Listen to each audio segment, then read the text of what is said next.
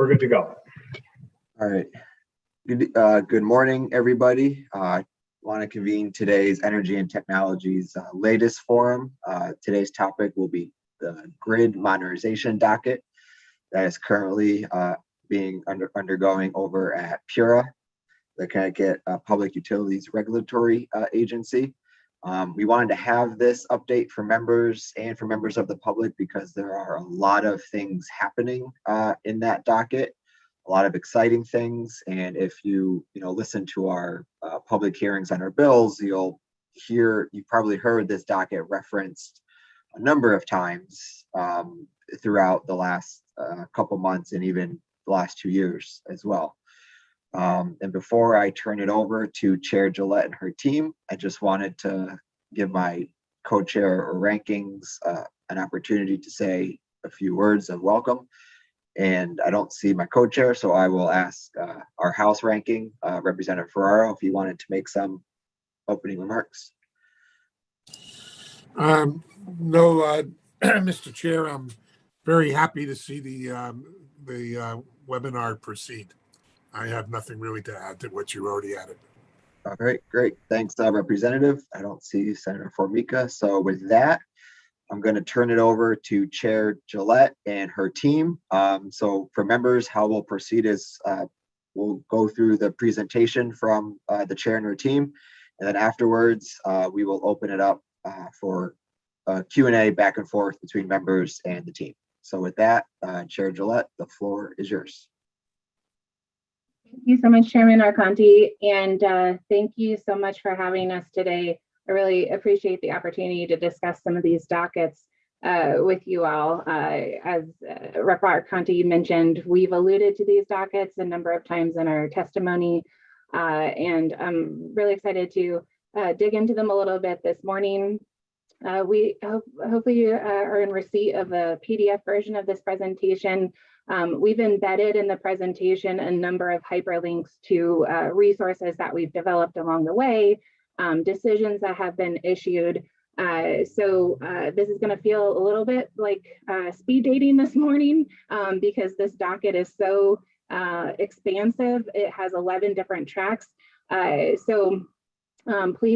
feel free to ask us to go back to any of these slides during the Q&A portion. We wanted to limit the presentation to 30 minutes so that we could have to be respectful of your time and have time for questions. But with 11 different tracks, that really leaves about 2 minutes per docket. So we're going to give you the speed dating introduction to the Equitable Modern Grid this morning. And as Rep. Arconti mentioned, I did bring a number of the staff from PURA with me this morning. I'm personally tired of hearing myself talk, so I imagine that you all are interested in seeing someone else from PURA. So I have a couple of members of my team this morning that are instrumental to the grid mod efforts.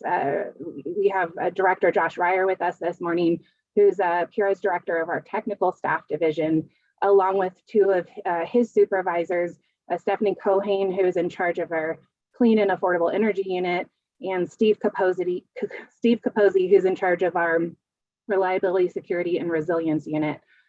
So together, the three of them have been the leaders of implementing our Equitable Modern Grid dockets. So after a brief introduction from me, I'm going to turn the presentation over to them to get into the meat of the presentation here. So no further ado, let me turn to our slide deck here. Okay, so just to ground us all from what we're talking about when we say Equitable Modern Grid or the Grid Mod Initiative, about a little over 2 years ago now, a few months after I joined PURA, we issued what we refer to as the framework for an Equitable Modern Grid. And in that decision, we identified 11 different ways in which the grid could and should be modernized. And if you're familiar at all with infrastructure, or if you've seen, the Army Corps of Engineers reports on infrastructure, be it electric, water, gas, one thing that you probably know is our infrastructure in this country is outdated. It's been in the ground or hung on poles and wires for over a century now. And while we continuously update it, there are ways in which the grid was designed that simply cannot handle the demands that we're placing on it in this century. And we spend a lot of time in this committee and certainly at PURA and at DEEP and other agencies thinking about ways in which we need to green the electric supply. What we don't do a lot of time talking about, or at least we haven't historically, is how we are going to invest in the grid itself to make sure that as we're placing an increased emphasis on the use of the grid and greening the supply, we need to make sure that we actually have the infrastructure that's capable of delivering it and delivering that electricity in a reliable, resilient, and affordable manner. So that's what we did with this framework decision. Was we announced the 11 near-term ways we were going to focus on modernizing the grid. We identified opportunity statements, barriers to overcoming that. And what we did also through that decision was pinpoint 4 objectives. We've talked about, or I've had the opportunity to talk with you all previously about how I see PURA's role evolving. And in that way, we're very careful to present ourselves as a quasi-judicial regulatory agency. We are not a policy maker. The authority that has been delegated to us is delegated to us by the legislature. So when we're looking to implement things that you all have tasked us with, that requires us to go back to objectives and understanding what you've asked us to do. And when we set out the grid mod framework, we looked to legislation that you've previously adopted. We looked to executive orders. We looked to policy statements, and we settled in on the 4 objectives that you see on the screen as the things that should be guiding us as we design our solutions to grid mod. These are, the energy sector is constantly evolving. So to the extent that the legislature identifies new objectives, and you have, and we'll talk about them, especially when we get to the storage program, those are objectives that we constantly strive to incorporate into our work. So as I mentioned, we have 11 topics in grid mod. There could have been hundreds, there could have been thousands. The nature of the situation is the grid is in desperate need of modernizing, but we carved out 6 topics for the first phase, followed by 5 more that I'll show in just a moment.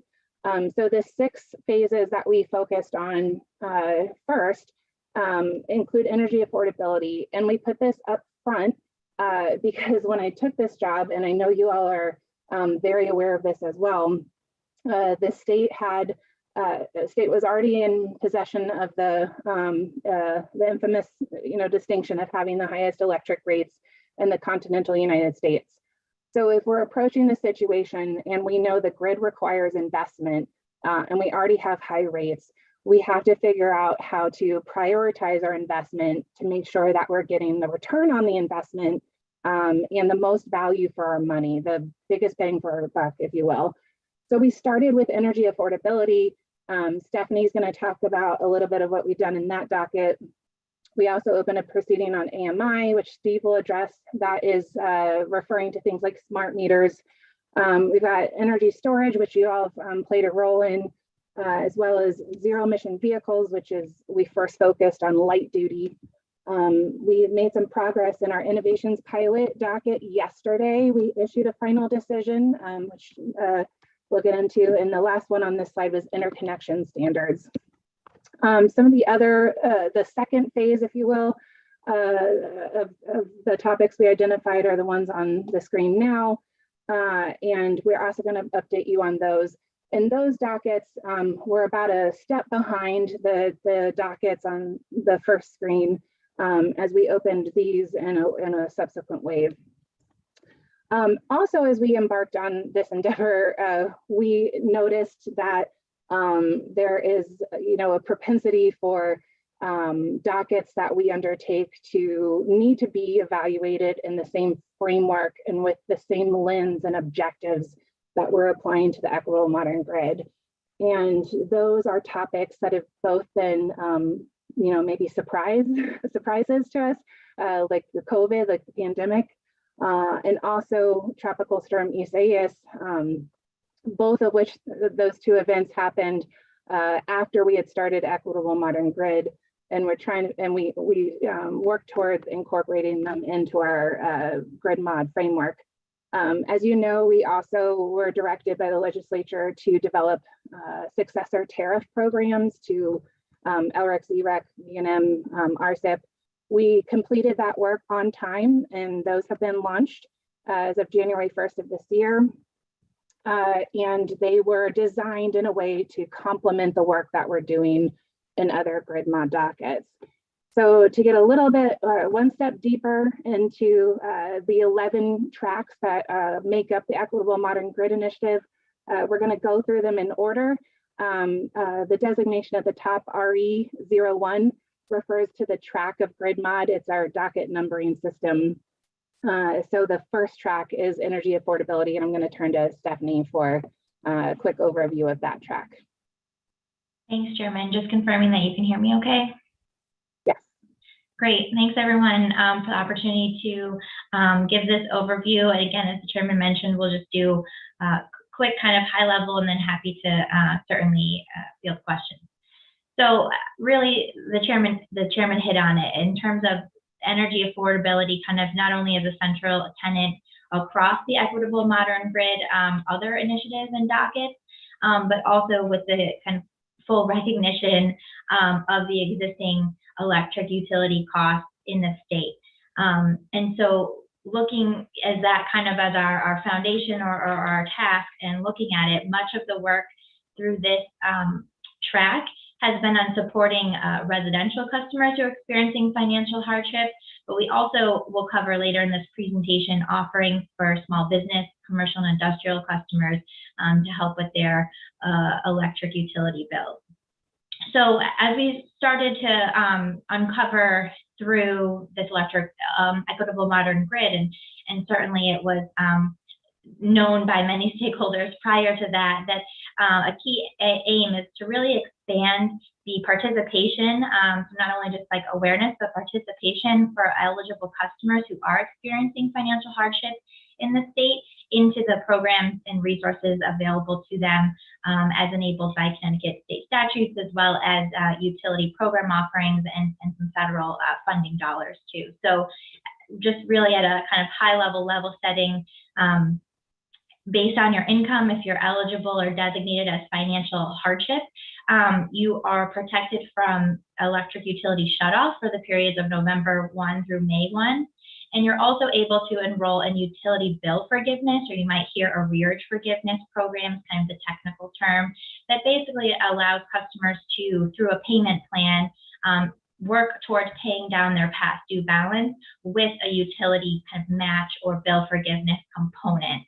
As I mentioned, there's kind of this additional layer of access to federal funding. You might have heard of the LIHEAP, or Low Income Energy Assistance Heating Program, that is administered in Connecticut through the SEAT program. That's also available to electric heating customers as well as gas customers. So those are the kind of existing at a baseline, what we have today without, additional legislation or PURA or utility kind of actions, but that they really weren't being utilized to their full potential. And a lot of customers who would be able to benefit from these resources were not aware of them or otherwise not participating. And so there's a long list of series of interim decisions here. Instead of ticking through each one, I'll just kind of say at first, December 2019, we began to look at the utility's existing kind of education and awareness methods, and really kind of focus on customer communications improvements, directing various changes, holding virtual town halls, developing fact sheets, things of that nature. But then shortly thereafter, PURA established a series of what were called 100-day sprints, and looked at different kind of topics or key question areas that a subset of PURA staff was kind of designated and walled off to work directly, collaboratively with stakeholders with a couple different goals. So one of which was establishing kind of this no wrong door approach. So recognizing that there are various other social services programs, assistant benefits programs that customers may already be participating in. And so, or energy efficiency services, things of that nature. If they, come to the utility or a program administrator in some of those programs, are they also finding out about the financial hardship protection kind of benefits, and kind of making sure that cross communication is happening and that we are capturing customers no matter how and where they're seeking assistance in paying their utility bills. We also looked at developing reporting requirements and identifying key metrics that evaluate the utility's energy assistance programs and related policies and procedures. There will be an online kind of data dashboard, some of the results of this work coming forth that the utilities will be developing to kind of make this information and kind of data tracking and metrics accessible, more accessible, I should say, to all interested parties. We also looked at resources for customers seeking or eligible for medical hardship designation in accordance with the Connecticut General Statutes, and making sure there's appropriate communications and awareness of those offerings as well. And then lastly, and I kind of touched on this before, but really focusing on improvements to the company's education outreach materials and customer communications in general. Just one small example, but last year we established November as Heating Assistance Awareness Month, and we're really trying to focus and hone in partnership with the utilities and other stakeholders to make sure that the word is getting out. And so we're of course great to have you all as help in those efforts in reaching your constituents. So I would say that there's we've provided a lot of kind of guidance and direction to the utilities over these various decisions. And the last two links pertain to existing annual arrearage forgiveness program dockets, which we reviewed the utilities implementation of. You might have heard of the matching payment program, for example, which provides that energy assistance, as I mentioned, to electric, heating, and gas customers, and has that federal kind of LIHEAP matching component. And the utilities also offer their own bill forgiveness payment plan programs. And so those decisions kind of look at how do we continuously improve the program design, but also the program outreach and customer communication surrounding those opportunities. Ultimately, we are kind of shifting away from closing this REO1 and creating a central energy affordability annual review proceeding, which the first is actually set to kick off next month. So by no means is this a kind of check it off the list, but it's definitely a forum and avenue for continued discussion from stakeholders, but also opportunities to continue and improve the programs and resources that are currently available in the state. Thank you, Stephanie. And we will turn to Steve for an update on Track 2. Thank you. Good morning. I'm Steve Kaposi, and as Chairman Gillette said, I'm the supervisor of the Reliability, Security, and Resilience Unit at PURA, and I appreciate the opportunity to present our work. So REO2 is our investigation into the deployment of advanced metering infrastructure, or AMI, throughout Connecticut. The term AMI refers not just to smart meters, but the supporting systems that are necessary for it, like communications infrastructure, data processing systems, analytical tools, and so forth. AMI systems, with all that, can provide an incredible amount of data, customer usage data, system performance data, and so forth. And so with this investigation, what we're really looking at, we're trying to look in every nook and cranny to identify all the benefits that this quantity and quality of data that AMI can provide. We're trying to uncover all those benefits and set up programs to take advantage of those benefits. So benefits to customers themselves and how they can use the data, benefits to the companies to optimize their operations. So things like optimizing energy delivery, aiding in storm restoration, and generally areas just that improve electric service and that drive down costs for the company and for its customers. And I just want to add, with all that data, protecting that AMI data is one of the key things we're looking at and a key objective in this proceeding. So Public Act 21-119 that was enacted last fall has been a great help in that sense. So that act was passed to encourage businesses to adopt certain cybersecurity risk management frameworks. And that bill, in this case, has helped us to establish a baseline set of cybersecurity standards that we can use to develop a program that will help ensure that the AMI data is protected. And finally, in terms of the status of this docket, our investigation is still currently underway. I'll refer you to the bottom of the slide where we have a few links to some key documents or deliverables in the docket, which has essentially been a set of AMI proposals followed by PURA guidance, followed by revised AMI proposals issued by the electric distribution companies and other stakeholders.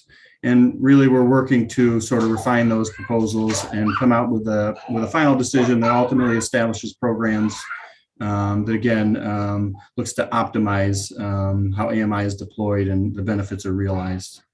Thank you, Chairman. Steve, and on to Josh for the third chapter.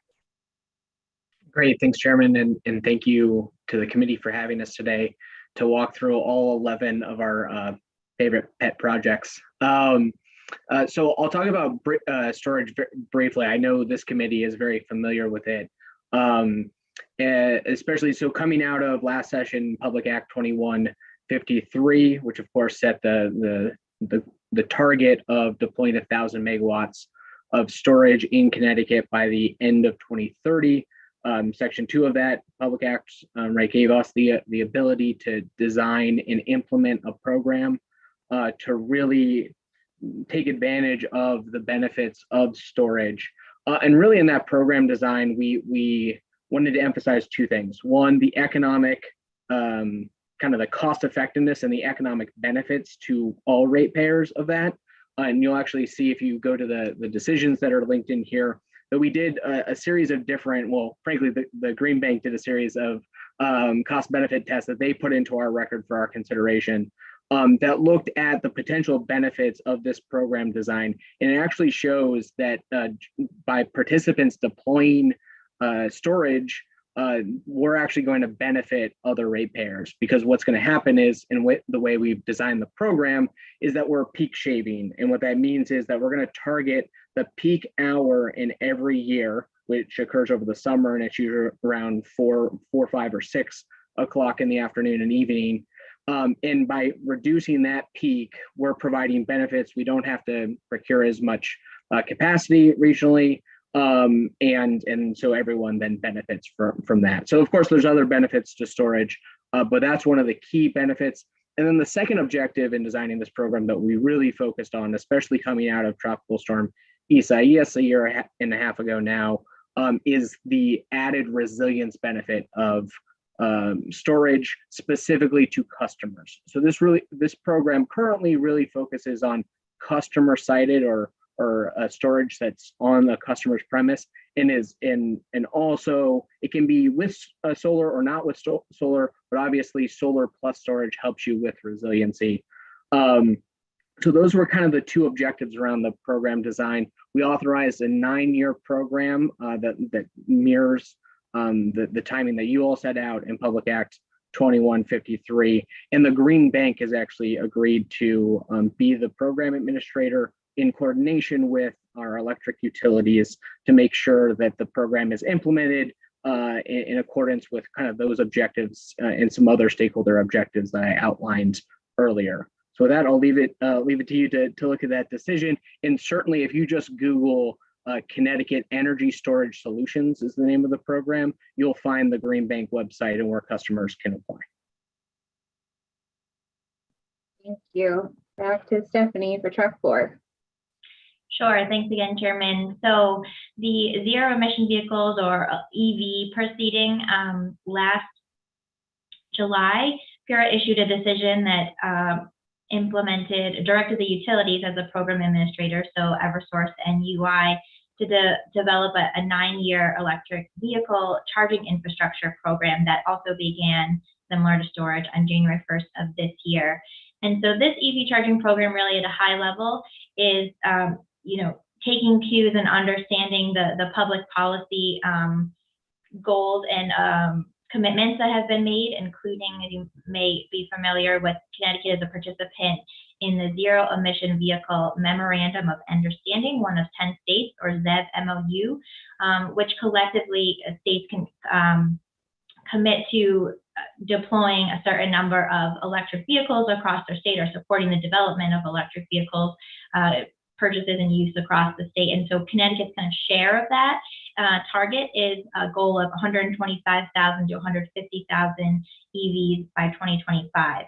In addition, we were kind of guided by the great work that the Governor's Council on Climate Change and DEEP and others have been doing, looking at how to achieve our greenhouse gas reduction targets in state statute.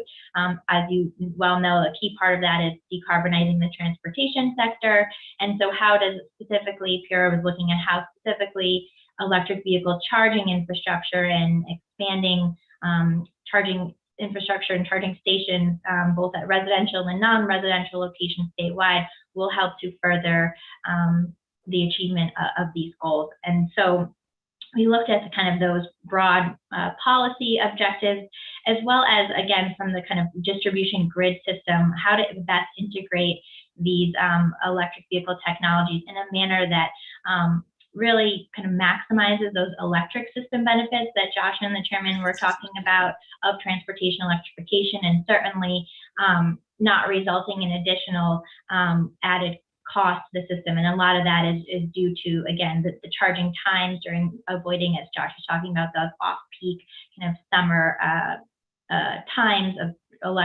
mass electric vehicle charging through a performance or demand response or type of managed charging approach. And so those were kind of the high level objectives that we are seeking. And so the outcome is the electric vehicle charging program, as I mentioned, beginning January of this year. It offers incentives for various different program segments. Those program segments look at residential single family customers, as well as residents living in multi-unit dwellings. There's a program component incentive specifically for workplace and light duty level 2 or direct current fast charging, or DCFCs. So if site hosts or owners want to install basically chargers at workplaces or those public fast chargers at various locations across the state, there's also a program segment expanding deployment of public level 2 chargers. So those are your, parking lots, municipal stations, things like that. So there's incentive offerings for the EVSC and some of that make-ready work on the non-resi side through this program, as well as rate design offerings to kind of in a short term look at this issue of demand charges that are on these, especially maybe not as utilized at first, but higher load direct current fast chargers that can spike electricity bills for those systems. So that is another one of these programs that we're happy to have more questions about, and certainly the utilities as the program administrators as well have their own websites and lots of resources available for interested participants. Thanks. Thanks, Stephanie. And if I could briefly interject after a couple of these about why you should care and why your constituents should care about this docket in particular. It's not PURA's role to determine whether the deployment of electric vehicles is a good policy or not. That is up to the legislature, it's up to the executive branch. What we are doing through this docket with electric vehicles and with some of these others is we're taking the policy signal from the state and saying, okay, if the state is looking to deploy this many electric vehicles, then we need to ready our grid, and we need to make sure that folks are purchasing one of the eligible electric vehicle charging infrastructures that have stations that have been identified through this program. Because if they do, and we can get them to use chargers that have the ability to send two-way price signals about when to charge and how long to charge and all of those things, then we can make sure that the grid does not suffer from overloading or unused capacity or the need to build out extra infrastructure. So we respectfully need you all to become messengers of this program and the importance of participating in having your municipalities participate, having your light duty fleets participate, having your homeowners participate, having your apartment buildings participate. It's incredibly important that if the state is going to continue to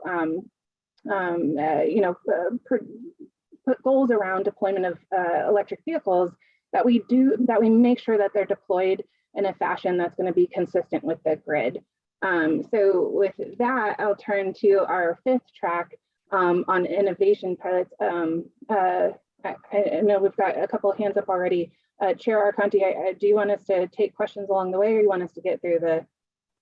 Let's go through the presentation with the team, and then I'll, like a public hearing, I'll call on members to ask questions of you and your team.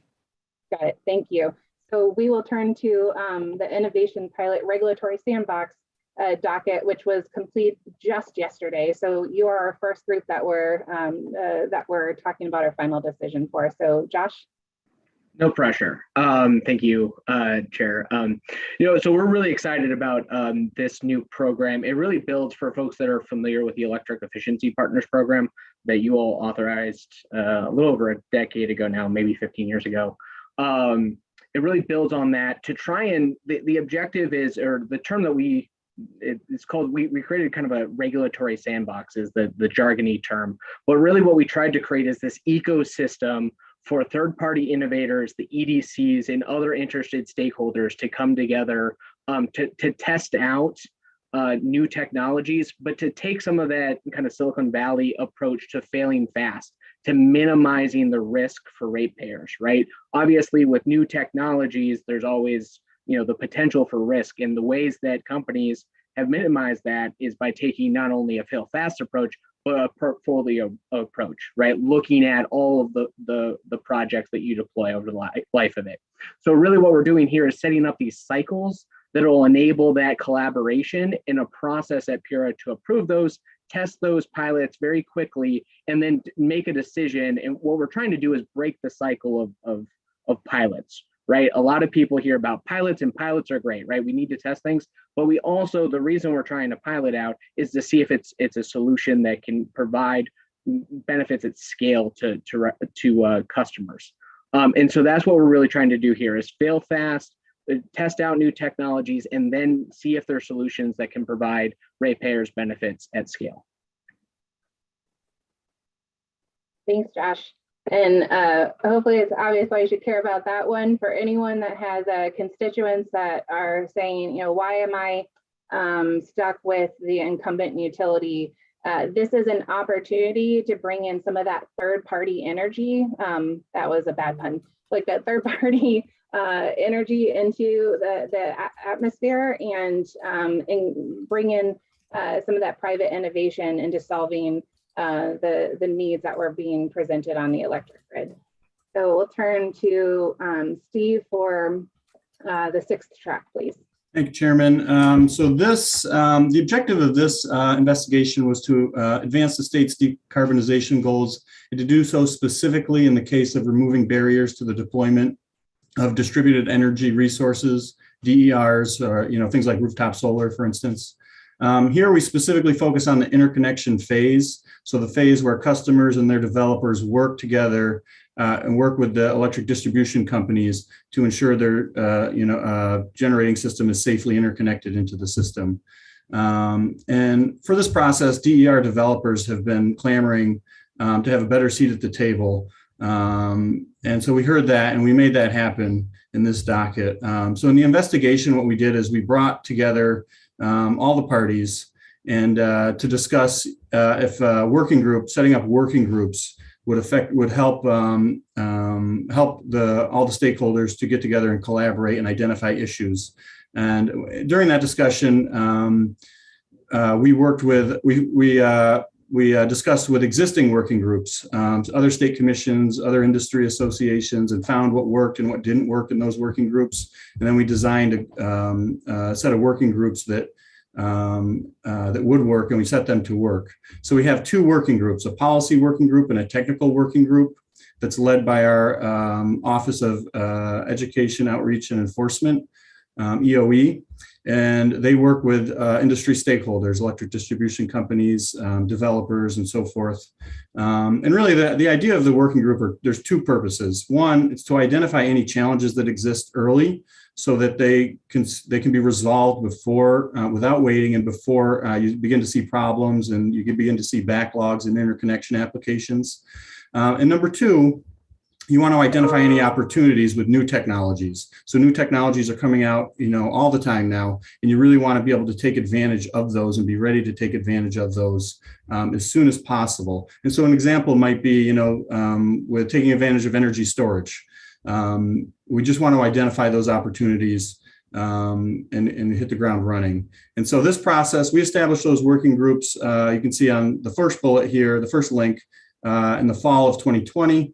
This process has been running for over a year now. We've had success already. So Exhibit A, I would say of that is last fall. The working groups agreed to modify the application process to allow larger sized residential solar systems to flow through the residential application process. It may not sound like much, but if you're a customer with the potential for a larger system, you're now able to flow through this, what's the speediest and most efficient application process to get interconnected. So that's kind of a big deal. And last point, I'll just end that, the working groups are still working. This is an active process, but also, and they're continuing to collaborate, but not every matter can be settled within the working group.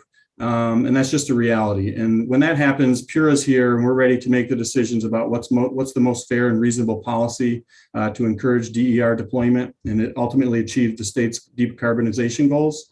And just 2 days ago, this last link here, just 2 days ago, we accepted a proposal from the working group to have PURA consider policies about costs, interconnection costs, and who should bear those costs, and what's the most reasonable and fair policy for that. So we remain active here, and that's sort of what's next up for us. Thank you. Steve, and I'm going to continue on the theme of why you should care. And you should care because if you have your residents that you represent, or small businesses contacting you saying, I took advantage of the state programs and now my system's just sitting there and it hasn't been interconnected, and I can't use it yet. That is an issue that we're trying to tackle through this process, is speeding up the process by which those systems are being interconnected, and the cost at which they are being interconnected. So that's why you should care about our work in that docket. And then we have the 7th docket here on non-wires alternatives, also sometimes referred to as NWAs. Great. Yeah, exactly. Either NWAs or non-wires solutions sometimes. So famously, kind of the best example is in New York, there's this Brooklyn project that has deployed non-wires alternatives. So what we're trying to do with our docket here is really just, so non-wires alternatives, the opportunity that they present is in some cases when there's additional load on a circuit or a distribution line, you can upgrade that line, whatever is needed to upgrade it in the traditional sense, or sometimes you can add solar storage, a fuel cell, you can add alternative solutions, energy efficiency to meet that same need. So what we're trying to do through this process is really set up a process by which the EDCs would actually consider third-party solutions that then hopefully by providing competition, a platform, and really animating a miniature market within Connecticut, hopefully that would then lead to lower cost solutions for all ratepayers. If that's not reason to care enough, if you represent a rural community or a community that's at what's called the grid edge, perhaps you suffer from repeated outages and you just can't get the redundancy with the overhead poles and wires due to the topography of your town, or how far you are from other portions of the grid. An NWA can be a great solution for those customers and towns that are on the grid edge, so that you have that redundancy of a solar plus storage project or a fuel cell project, and that can greatly enhance the resilience that those communities can see. So I'll turn to Steve for our 8th track. Thank you. So we initiated this investigation to develop a more robust structure to ensure that the electric distribution companies' programs for providing reliability and resilience benefits, that they're doing what they're intended to do and that they're doing so cost effectively. So we're looking to establish standards and performance targets by which we can evaluate these programs and ultimately hold the companies to account. After Tropical Storm Isaias, we realized that we needed to include into this investigation a review of the company's emergency response plans, first to identify areas of improvement, and also second to consider refining some of the performance expectations, emergency response performance expectations. And if I can get even more specific, we're really digging into the minimum staffing needs during emergencies. This is in response to Section 12 of the Take Back Our Grid Act, which rightly understands the importance of staffing levels, field crews, line workers, communications officials during emergency response efforts. So following Tropical Storm Isaias and the feedback we received from communities and following the enactment of the Take Back Our Grid Act, we've expanded the scope of this investigation to include those staffing standards and to look at their emergency response plans. And we're doing so, recognizing that all these issues are intertwined with resilience and reliability programs that they, perform during blue sky days, and that ratepayers ultimately pay for and expect to receive a benefit from. So this investigation is underway. We have some milestones upcoming. In a few weeks, we're issuing a proposed draft framework for how we would review reliability and resilience programs. And following that, we're going to continue the investigation and ultimately completing it by the end of this summer. Thank you. Steve, and this straw proposal is something that we would really strongly commend to you all when it comes out. And we've got Taryn O'Connor, our legislative director, on here who'd be happy to keep you apprised. That framework is going to be imperative for having conversations moving forward about this concept called willingness to pay. There is always going to be a solution towards making the grid, more reliable, more resilient. Everything comes at a cost, of course. So this framework that we're going to use to evaluate those programs is going to need stakeholder feedback. It's going to need your feedback in terms of how we're looking at these programs and ensuring that there's a return on investment for the ratepayers. So we hope that you stay with us as that framework develops. So turn next to the 9th track, and just remember there's 11, so we're almost there. So we're on the 9th track now. Great. So really what we were trying to do with this docket is, as you're all likely familiar, we have lots of great clean and renewable energy programs in the state. But at least we found that there isn't one comprehensive place where analysis and data sits for all of these programs. And so really what we wanted to do, and we find ourselves as obviously the utility regulator, is being a part of most of those processes, right? Whether it's a deep procurement, usually we then have to approve it and then the EDCs execute it. Or it's a utility administered program that we oversee, like the storage program, that EV charging program. There he goes. Apologies. And so really what we wanted to do here was not only look at all of those programs and to bring in the data and to make sure we have all the key elements of the programs. We also wanted to try and bring in other state agencies, speaking with the Siting Council and with Deep Stormwater team, to make sure we understand what are the key considerations when we're looking at something that someone else is going to look at later on, that we're not approving a project that's not going to get built ultimately, right? So really the conclusion of this docket recently was we issued our first annual report that gives summary data on all of these programs, clean and renewable energy programs, and tries to put it in some helpful graphs, and also has some maps that I'm not sure how we made. And so there's some really helpful data analytics in there that we hope is helpful to you all and to Deep and others in really thinking through some of the policy questions around these programs, and we'll give you the best data to then make informed decisions. Absolutely, and we look forward to updating that report for everyone on an annual basis.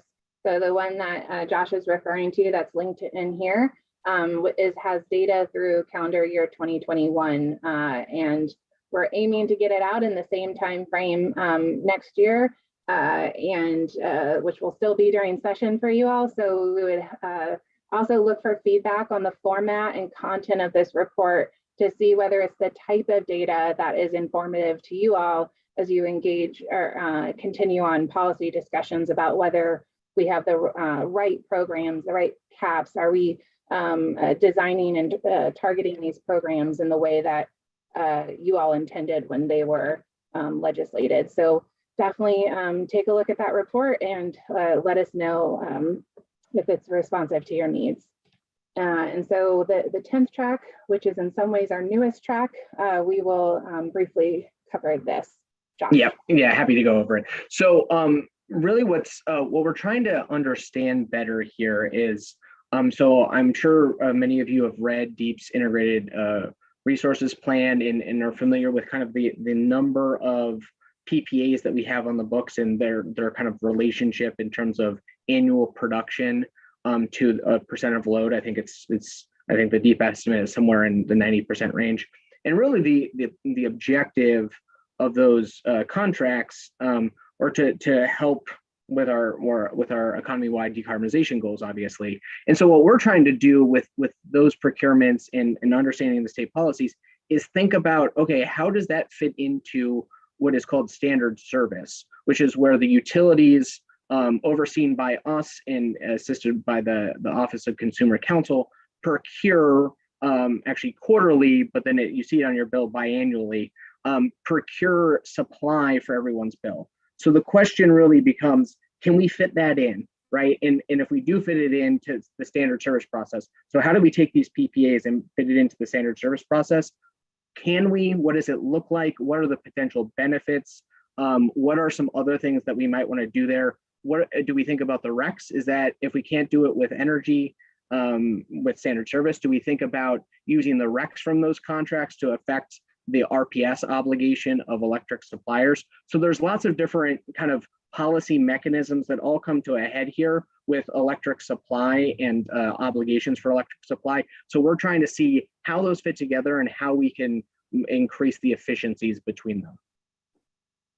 Exactly. And why do you care about this docket? It's because of the number one question you probably get, which is, why is my supply why are my delivery rates 3 times my supply rate? The answer lies to a large degree in the question that we were just walking through, which is that the PPAs and other public policy costs are showing up on the delivery side, which is counterintuitive, I know, because we're talking about securing supply through these PPAs, but the way they're accounted for currently in the regulatory construct is as a price hedge, which means that it's showing up on the delivery side of your bill. So if that matters to you, this is definitely a docket for you to keep tabs on as we work through whether we can tease that out so that that it shows up more on the supply side of the bill. And so we'll turn to Stephanie for our last track on which new rate designs. Yes, thank you, Chair. Last but not least, so this docket is really taking cues from Public Act 20-5, or colloquially known as the Take Back Our Grid Act, which directed PURA to look at kind of 3 things. So this RE11 track, if you will, was kind of further separated into these 3 different phases. So 1, a consideration of an interim rate decrease for electric customers, 2, the development of low income rates, and 3, the development of economic development rates for electric customers. So on the first part, the interim rate decrease, PURA conducted discovery on this topic last spring summer timeframe, which resulted for each utility in 2 separate settlement agreements. On the economic development rate side, last June, I believe, at least for focusing on specifically a question and concern raised actually by members of this E&T committee, as well as members of the solar industry, looking at Eversource's current rate 30 offering and the associated costs of electricity associated to the demand kind of component of that tariff rate. That was what we kind of first undertook in terms of the umbrella of economic development rates. And so last June, we issued a decision directing Eversource to develop an optional tariff rate that consists basically of both a volumetric kilowatt hour distribution rate as well as a reduced distribution demand charge component. This is now available as of, I believe, November of last year to existing small business customers that are either on rate 27 or rate 30. And so between those two rates, they are the largest kind of non-residential customer classes for Eversource customers. So it's basically an opt-in option. So customers may elect to, they're called kind of rate 27A or rate 30A, to just have a different kind of pricing structure to the rate. This is intended to help small businesses control their energy expenditures and promote energy efficiency, as well as the use of solar or other renewable energy programs. And again, this was raised as a concern by members of this committee and others that they were hearing from customers in Eversource's service territory in particular that were receiving high, monthly bills despite operating at lesser reduced hours. And so that is, again, an offering that is now currently available kind of as an opt-in tariff rate. Oh, sorry, one last thing. I forgot to mention on the low income discount rate portion, kind of that third pillar, really builds off and kind of is woven into some of the work that we've been doing on the energy affordability space, the REO1 docket, but specifically for this track where PURA has been conducting discovery, specifically looking at discount rates offered both in the Eversource and Avangrid subsidiaries and other jurisdictions outside of Connecticut. And in the coming weeks, we'll be issuing a straw proposal that looks at a low-income discount rate design that's directed to the utilities. They'll then submit their proposals, and we'll submit or solicit additional stakeholder feedback on those proposals. Back to you, Chairman. Thanks, Stephanie. And for my last why you should care, and I know we had this discussion during the Take Back Our Grid Act, which authorized us to pursue the low income discount rate. But just as a refresher, I just want to remind everyone that when we're seeing now discussions from folks who are facing high bills and saying things like, I'm just not going to pay those bills on the assumption that the utilities are going to eat that cost through their profit margins or others. I just want to remind you that there's this concept called uncollectibles. And what that means is, according to legal precedent and statute and in a lot of cases, the utility is legally required, or we are legally required to allow the utility to recover costs for services that were provided. So whether a customer can't pay their bill because they can't afford it, or because they don't want to out of increasing frustration, I just want to remind folks that it's not coming out of the utility's pocket. It's going into a bucket of money at the end of the year that then gets socialized across all ratepayers. So we had this conversation a little bit during public committees when we talked about decoupling. It's a similar concept here, and that's really why we need to continue to look at the low income discount rate, because if we can't get folks to a point where they can pay their bill, it's going to end up in a bucket that costs us all more money at the end of the day. So that is really driving us to continue that investigation. And so finally, there's more to come. There always is, right? I just want to flag to folks these two dockets.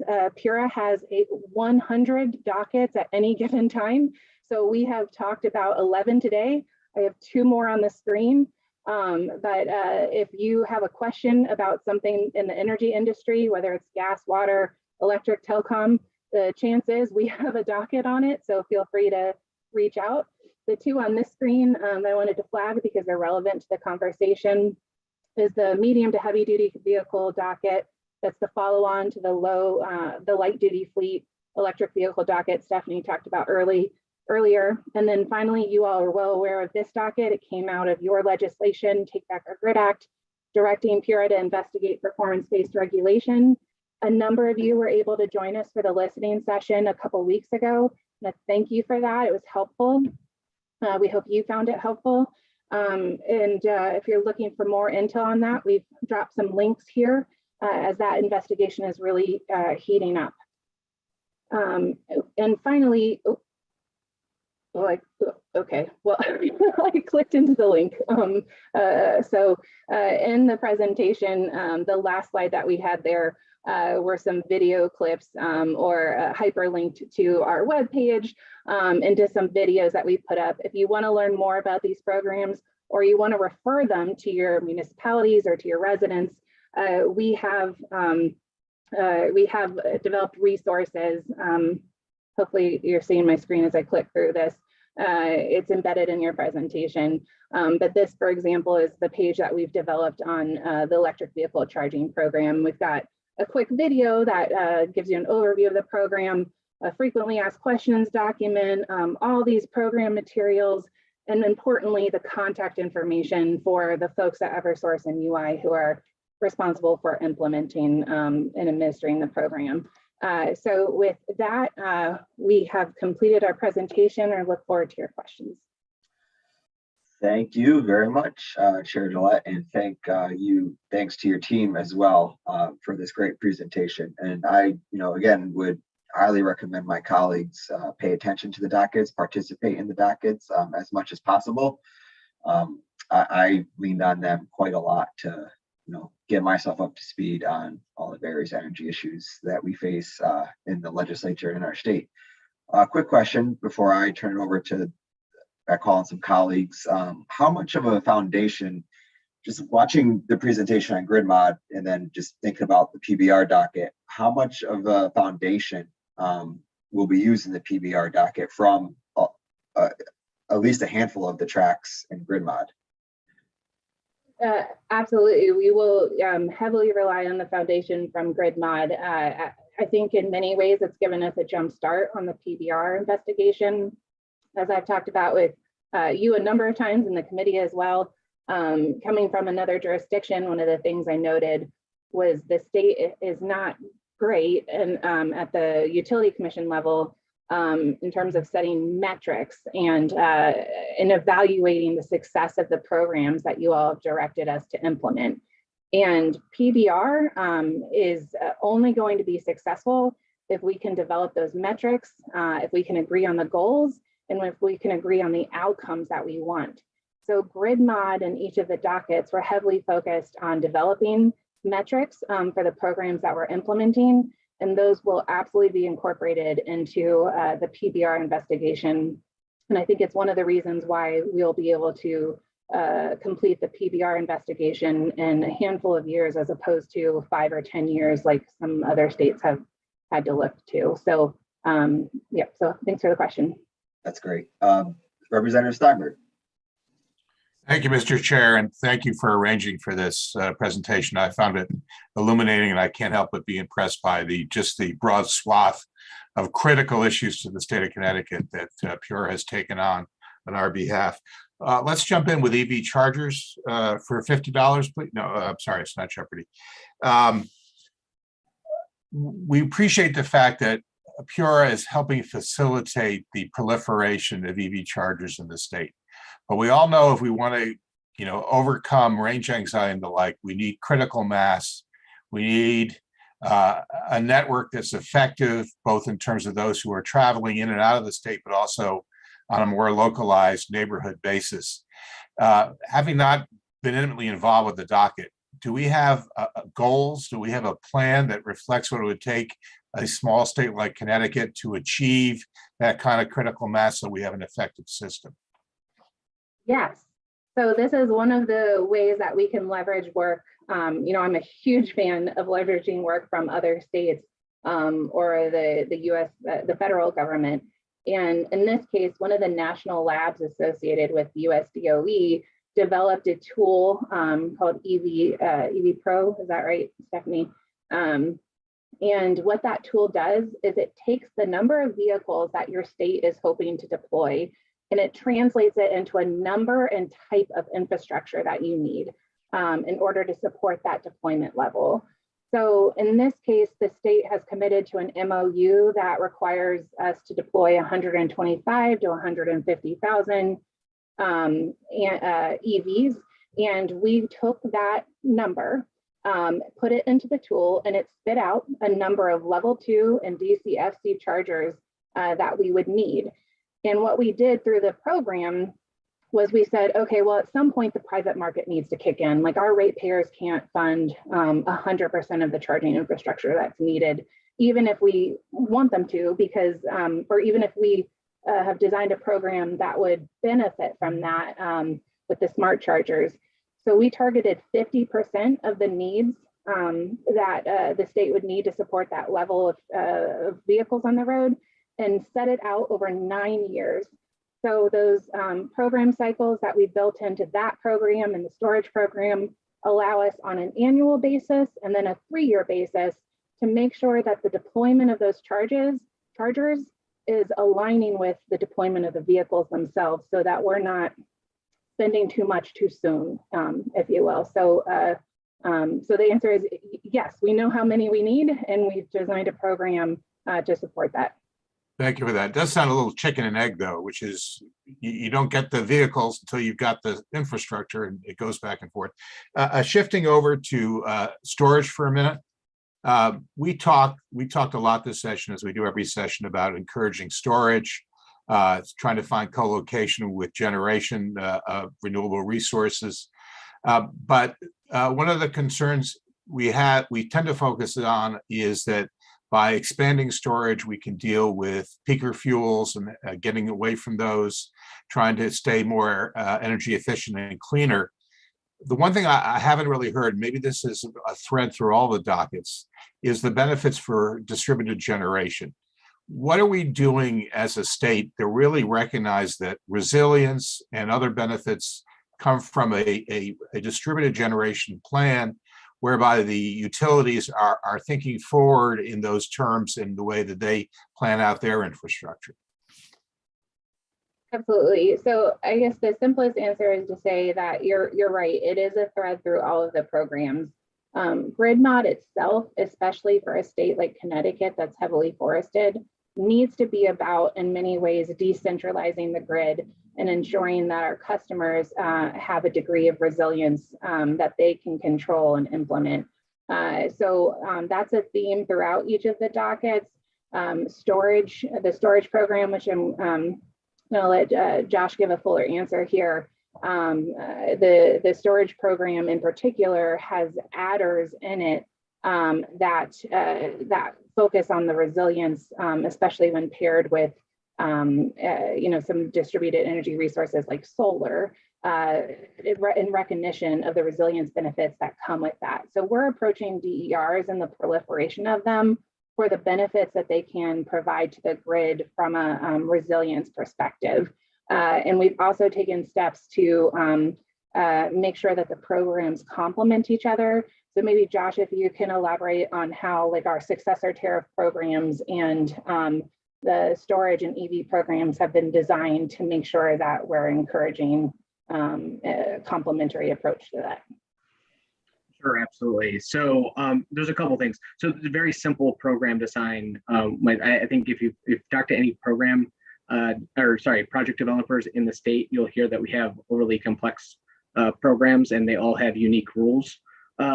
So we tried to standardize those. So you'll see that the requirements and eligibility for different adders in the storage program are the same as the new residential renewable energy solutions program. I'll eventually get the name down. So that's one way. Another way that we're trying to coordinate that is explicitly telling them to do that in the docket. So for example, we have these annual review dockets for all of the new programs that we have. We have an annual review that will start up in August of every year. And we're explicitly telling the folks that are working on the EV program and the folks that are working on the storage program, okay, you need to start coordinating and make sure we optimize, because and your question is a really good one. In that not only, I mean, I think it's a particularly topical for storage, because storage is so flexible and it can accomplish so many objectives. The question is, which ones do you want to try to achieve? And so, I mean, obviously the long-term goal would be, or one of the long-term goals would be fantastic to be able to displace the fossil fuel generation that we have in Southwest Connecticut, right? So we purposely designed, as part of the program, a performance incentive for the winter to kind of displace that need slowly. And then I think that DEEP's also in their procurement looking at specifically buying storage to then displace that as well. And then the last thing I'll say too is, I think a lot of this is kind of a planning, as you alluded to, a planning question from the utilities perspective. And that's actually the next step that we're going to take. So I think PBR is 100% the kind of the natural evolution of the objectives of the equitable modern grid and a lot of the threads. But from like kind of a technical perspective, the next thing that we want to do is then, okay, we've told the EDCs to do a lot of these different things. How do you integrate that in a way that's optimizing for what we've asked you to do? And that's really the next step that we'll focus on. Probably not until calendar next year. I don't want to promise anything but that's definitely front of mind for us. That's great. And a quick follow-up, if I may, Mr. Chair. You mentioned that the EDCs need a plan, and they do a lot of planning. We appreciate that. But for example, we've had a rough ride so far with the installation of AMI, the real focus on smart meters. Do you feel that PURA now has the tools it needs to make sure we move forward? I mean, is slapping them on the wrist an effective means to make it happen? Given the urgency, what else do you need to make sure that we are actually moving down that path to an integrated future? I think right now we feel like what we need is to make sure that the proposals, which are represent a sizable investment, you know, we're not talking $1 million, we're talking hundreds of millions of dollars. So what we need is time and attention and continued input from stakeholders, including yourselves, that the AMI proposal that they've put forward is a business case that recognizes all the things that we want to use AMI for. So we don't want to just use AMI to do remote turn-ons and turn-offs, which is a business case that, you know, a decade ago they might have relied on to justify AMI. We also want to make sure that AMI is being leveraged to enable innovative tariff rate design options. Maybe you want to do a pay-as-you-go and you want to say, I only want to spend $500 this month. Well, I don't know why I picked 500. I only want to spend $100 this month. And AMI would allow you to do that. So we need continued focus on the proposals that they've put before us, to make sure that we are all collectively ensuring that that business case is appropriate, because we have the tools. We have the tools through Congen Stat 1641, which allows us to levy civil penalties if there is a refusal to enforce our order or regulation. And we've used that quite heavily over the past 2.5 years. So when it comes down to it, these utilities are financially motivated. They're private corporations. So this is about sending the right price signals and holding them accountable. And I think that's something that the grid mod docket can help us with.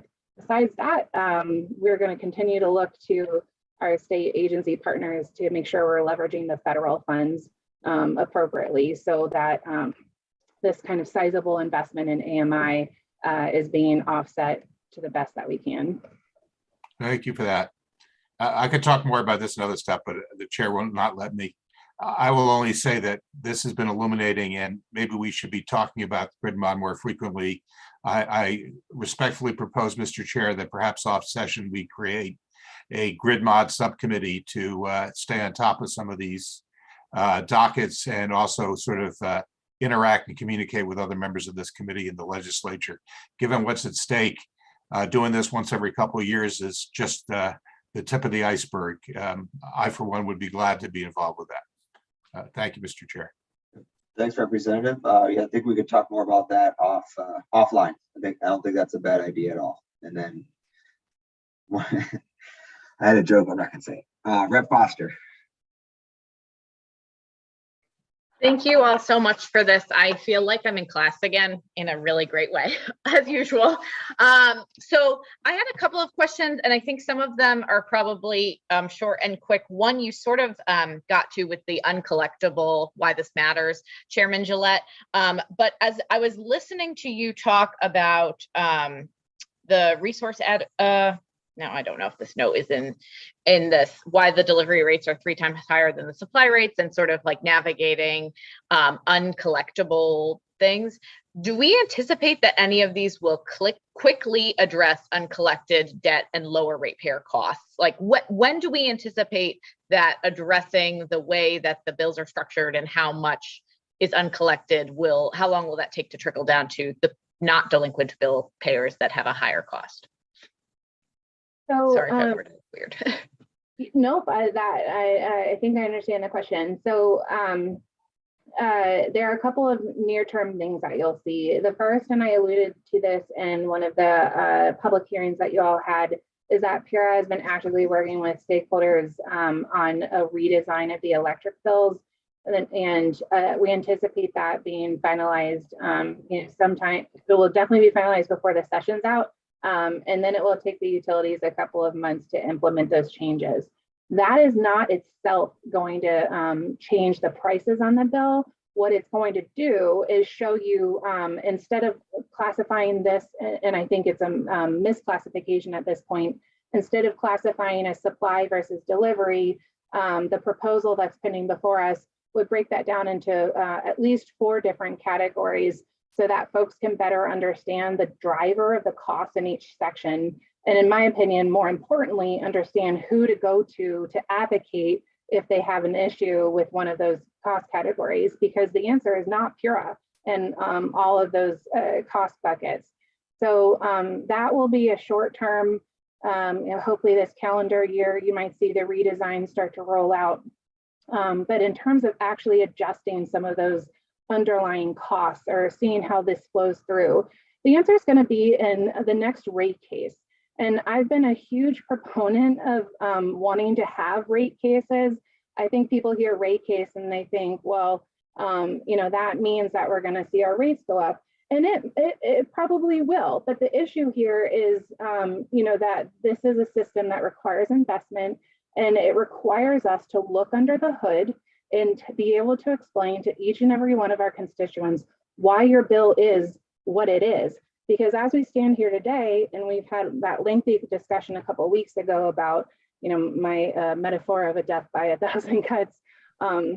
As we stand here today, I can give you broad brushstrokes what I think are the cost drivers in some of these rates.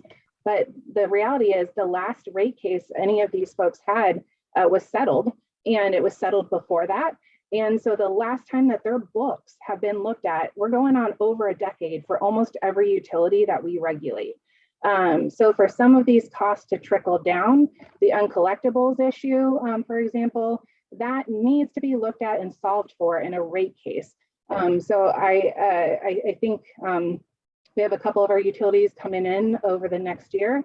I really, really hope that they come in during my tenure, as I intend to, get really into the weeds using the full 350 days that you all allowed us now as a result of the Take Back Our Grid Act.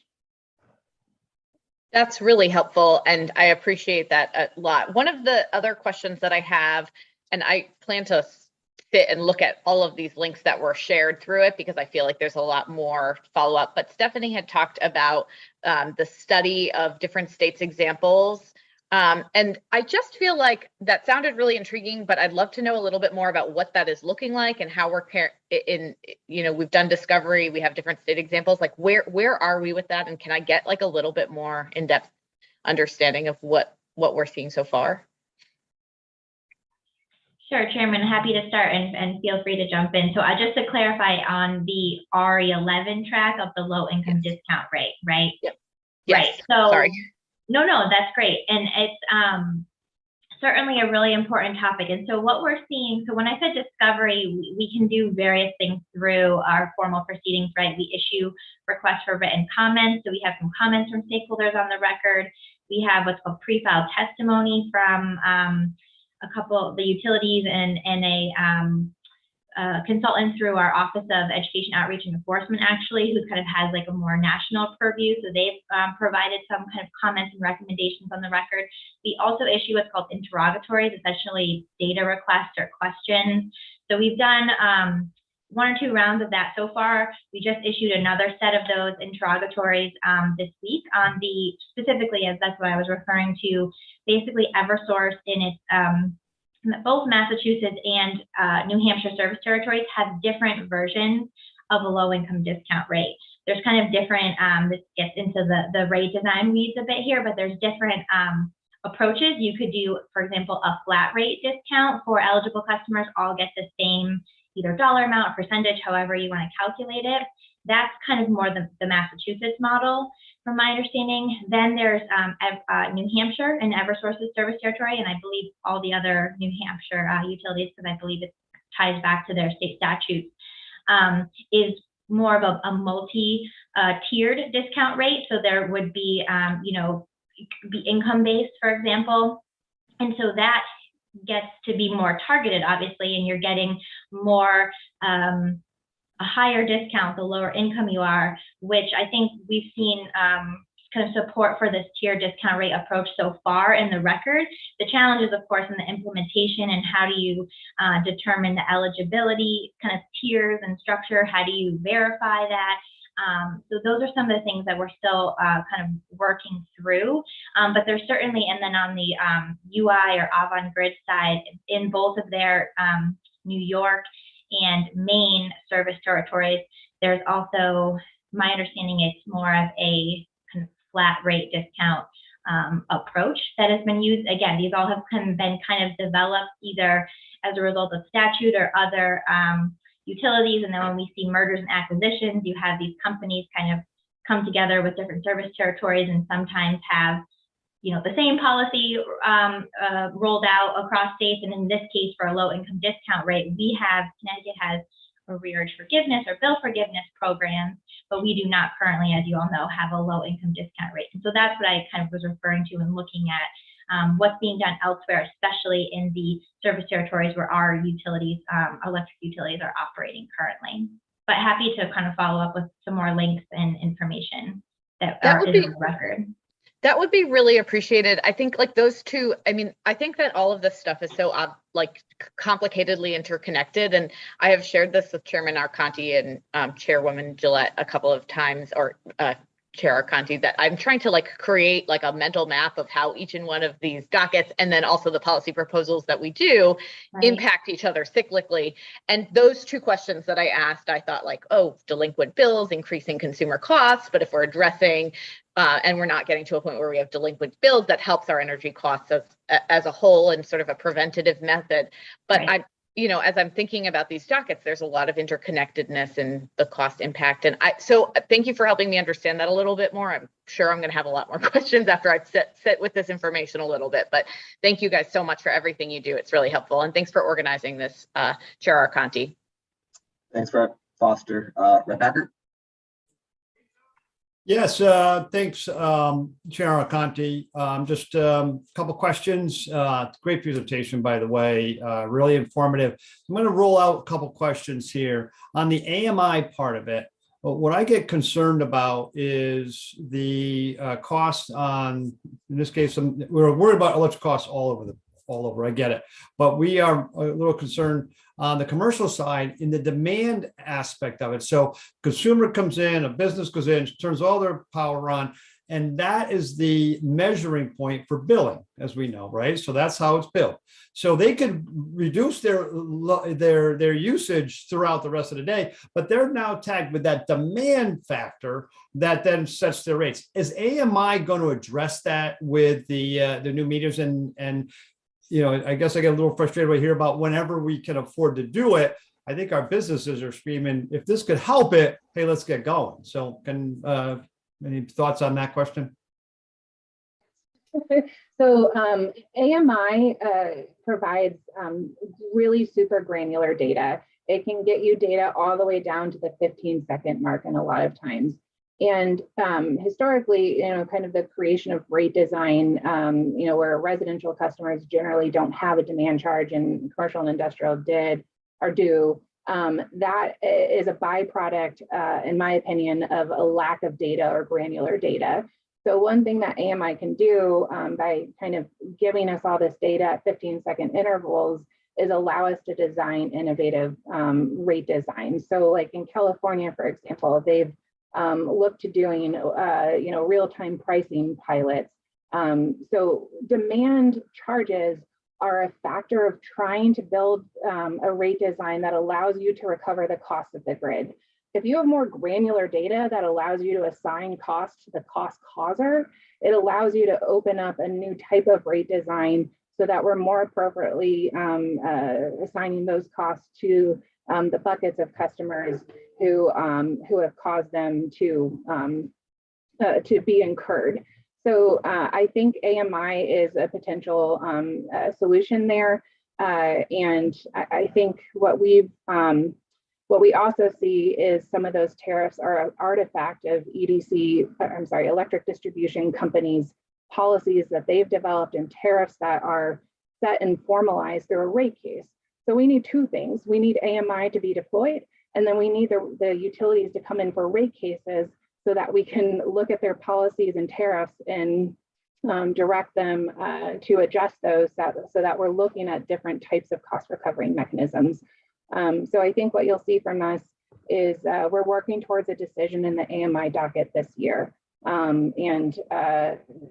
It will take, after you've ordered the deployment of them, then it takes some time to roll out, and you've got to have a critical mass before you can launch the mesh network so that it's communicating back to the home system. But when we deployed these in Maryland, when I was at that commission, you can see the AMI networks go live within 18 months in some cases. So, we're in a race against time in many ways because there's also stuff coming down from the federal level with FERC Order 2222, which requires us to make sure that we're providing enough data to integrate some of these distributed energy resources and other things from the federal level. So we are aware of the clock. We are not stalling, and we intend to make a decision this year. Yeah, I didn't want to imply that you were stalling at all. I'm sorry if you took that way. It's not my point. What year did Maryland, and I have another question on EVs, what year did Maryland take this on? This was a decade ago. So when I was at the Maryland Commission, when you think ARA funding from when President Obama was in office and they rolled out the funds, the Maryland Commission directed its utilities to apply for those funds, and it offset to a large degree the investment that they had to make. So this was in the 2010, 2012 timeline. They have 5 utilities there. And I think at this point, everybody except maybe the First Energy affiliate has AMI. So like 80% of the state. Okay, so thank you on that. And then on the EVs, I was trying to do the math real quick. First of all, the funding for the EV charger program is coming from where? Great question. The funding for all of our programs is from electric ratepayers, which is why we're so intent on the cost effectiveness testing. Okay, well, okay, appreciate that. And then, so the follow-up on that is, and I tried to do the numbers real quick. I think you said the goal is like 125 to 150,000, 125 to 150,000. Is that a correct number that you saw over the next? And I thought you said 9 years. The 125 to 150,000 comes from the state's sign on to the MOU. It's the number of vehicles by 2025, right, Stephanie? Yeah. Okay, by 2025. Correct. Okay, where, and I don't know if you have this number, where are we at today? Sure. So the DMV actually tracks this, I think, on a biannual basis. And the last numbers that I saw were around in the order of like 13,000 registered EVs in the state. Yeah. So we got to like do the Ford Ford model and just like make the Ford modeling from the Model A and get them moving out or something? Because it's hard to get cars right now. So Well, it's a laudable goal. And that's a pretty good additional to the grid. If we think about that many cars that you're going to try to get out. So, all right, I was just looking at trying to figure that out and where the funding was coming, because I am promoting the EV charging. So can I use and link to you your site to promote the programs? Can we do that? Are we allowed to do that? Absolutely. We have the slide deck. One of the last slides in it has the embedded links to the webpage that we have with all the resources. So you can absolutely do that.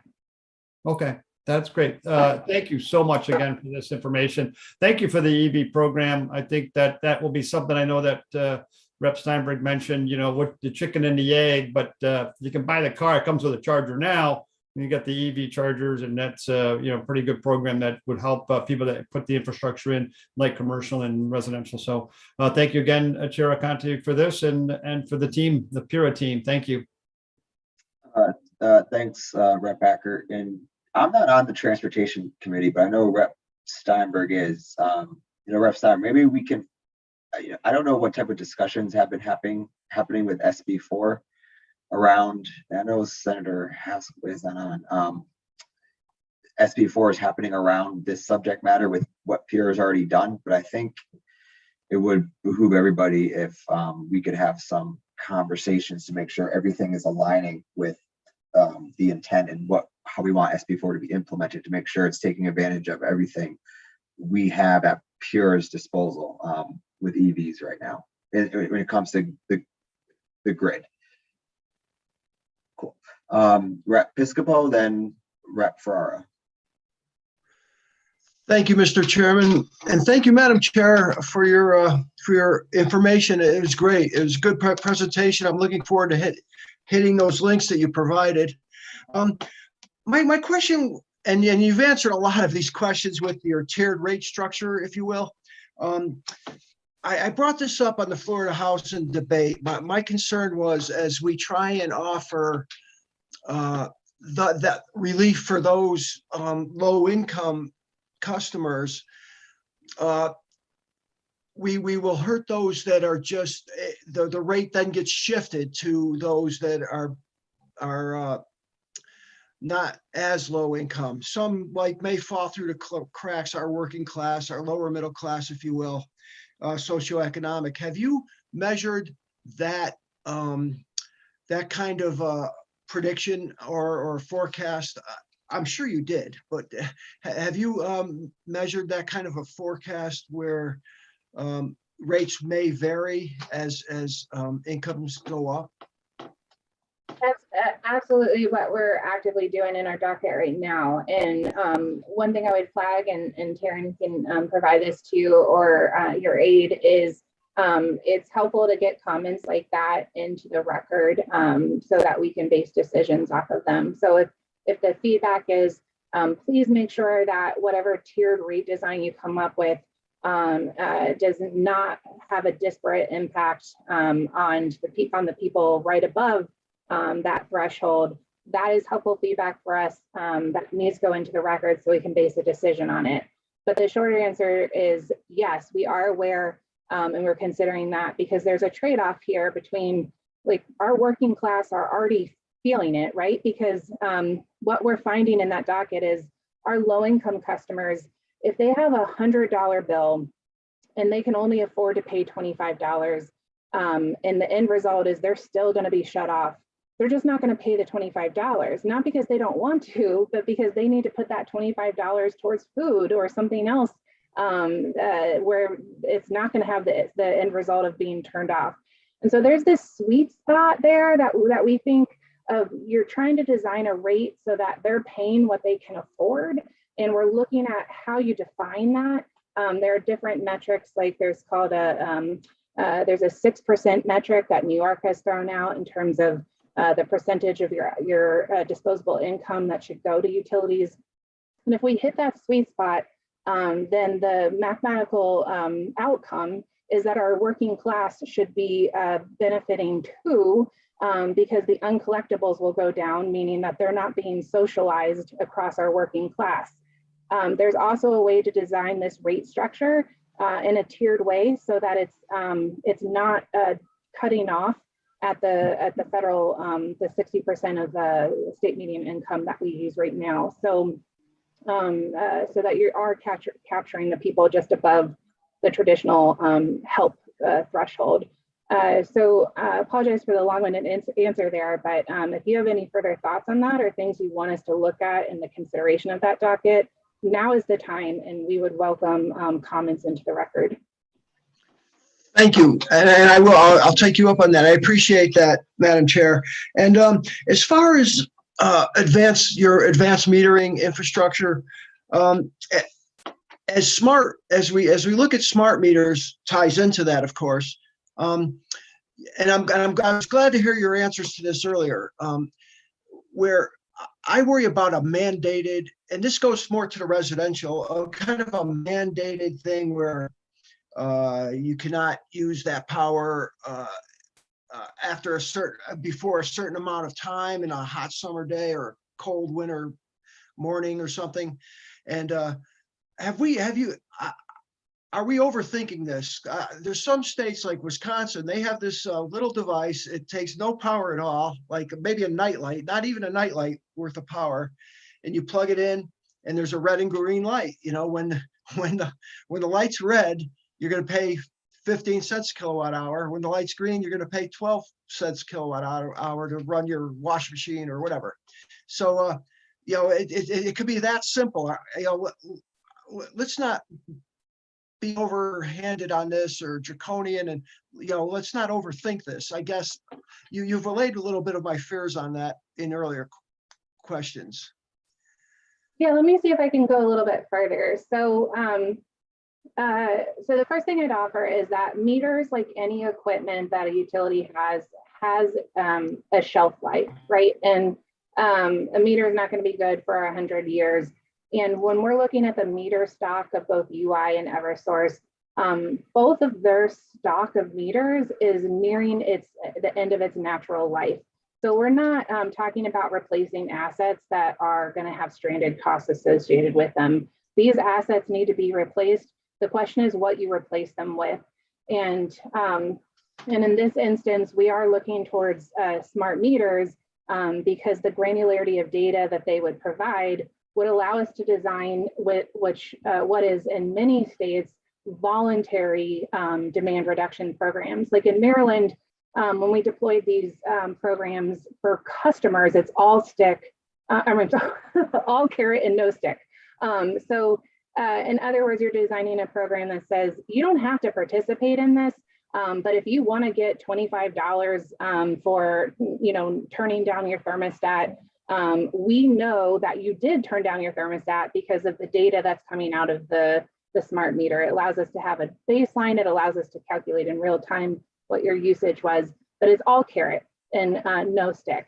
And if I had to guess what that Wisconsin program is that you're describing, my guess is that they have some form of smart meter in place there because they would need to have the granularity of data to be able to tell what time of day your usage was.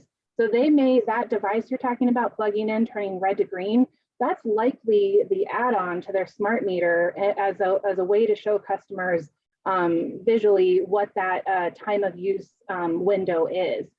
So that's a very good example. And my guess is that program is all carrot, no stick as well. So I think that's what we're talking about here. We're certainly not talking about mandated usage windows. I think that type of thing has to come from the legislature, likely. So hopefully I didn't add to any fears that you may have with that response. Thank you again. And my final question goes, it goes to maybe your second or third slide on procurement to reach our renewable portfolio standards. It's we have ISO and they're charged with bringing us the cheapest energy that is demanded at the time, if I may simplify. And and we have our gas powered plants that are bringing relatively very, very clean, low cost energy to the state and to the region, the whole region, the ISO region. At what point do we do an end run around ISO with the procurements that you have outlined in your slides? And I guess I could leave it at that question, where we're doing kind of an end run around ISO. And if we have to if we have to amend our renewable portfolio standards, we're the legislature, we could do that. You know, if it's just cost prohibitive, I guess, to go toward that goal, we adjust our goal. I mean, it's, you know, we want to bring our residents the cheapest, cleanest energy possible that's available. Right. So yeah, let me address your concerns and say nothing that PURA is doing in our procurements is competing with or interfering with ISO. Our procurements are focused on the local distribution infrastructure, which ISO doesn't have jurisdiction over, and they're not procuring for. So when we talk about procuring storage, for example, or we're talking about incentivizing behind the meter storage. We're doing that at the customer's premise for its resilience benefit. So we're not trying to replace the generation that ISO is procuring. What you may be thinking of is the 10th track when we talked about PPAs and procurements. Those are not procurements that PURA is doing. Those are procurements that DEEP has done with the authority of the legislature. And so we're talking about in our dockets, how do we incorporate the cost of those PPAs in a way that makes sense to customers so that they understand what's going on and what they're paying for. So to the question of whether we should be doing those procurements or whether those goals are achievable, that falls into the category of things that PURA does not, in my opinion, as the current head of the agency, I don't think that PURA should be opining on that question. We look to the legislature to set that. And once you've set the goal, then we're going to do our best to translate it into a cost-effective policy solution. So I don't know. Again, I don't know if I made your concerns worse or better there. No, thank you very much for your answers. I really appreciate it. And thank you, Mr. Chairman. Thank you, Representative Ferrara. Thank you, Mr. Chair, and thank you, Commissioner Gillette, for putting together this forum. It was very informative, but I, like my colleagues, I think need to spend some time in the slides that were sent so that I can fully assimilate what it is that your group presented today. I have some concerns and some questions. You used the date 2025 as the time to get up to 125,000 to 150,000 electric vehicles, and we're currently at approximately 11,000 right now. So in 3 years, we're almost talking about a paradigm shift in that regard. And I'm concerned, one, if that truly is possible. And I do know that many of our car dealerships have invested a lot of money in bringing forward electric vehicles, not just the ones that we've seen on the high end, but now some more affordable ones, as well as some SUVs and trucks. Do you really think that going from 13,000 to 125, 150,000 is feasible in 3 years? What I'll say is, I don't know, but when we say that we use 125,000 or 150,000, what we meant by that is that is the policy signal that the state has signed on to, and that we use as the basis to design our program. We had concerns, just like our stakeholders had concerns, as to whether we're on track to deploy that, whether that's realistic.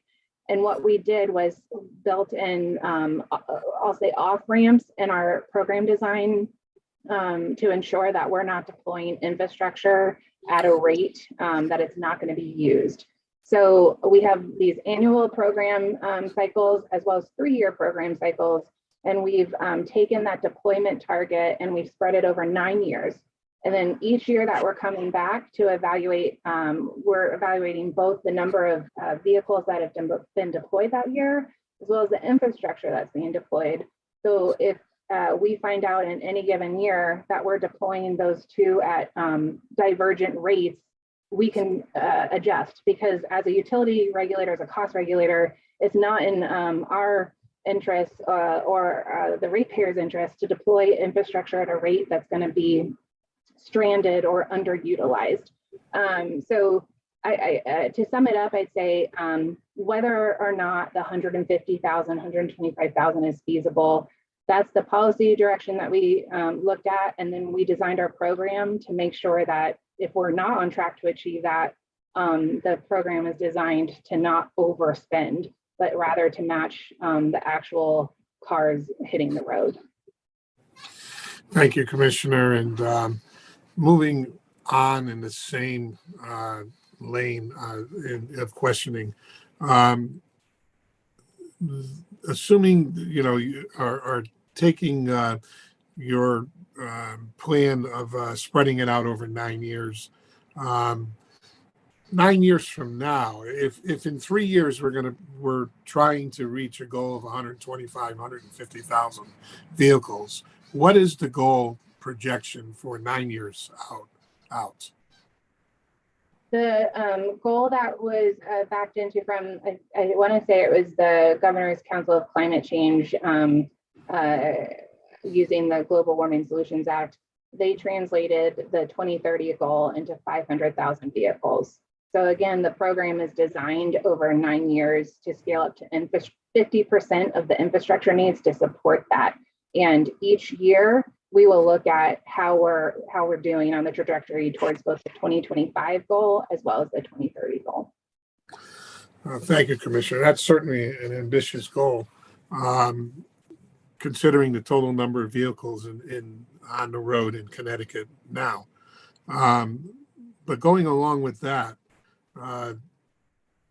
the rollout of the infrastructure, as you say, to match the growth of EVs on the road, what is the total projected cost of build out for the infrastructure? And I'm assuming this infrastructure will be passed on to the ratepayer. Am I correct? You are correct. Every program that we're talking about today derives its source of funding from electric ratepayers, just like all the public policy programs that we talk about during the legislative session.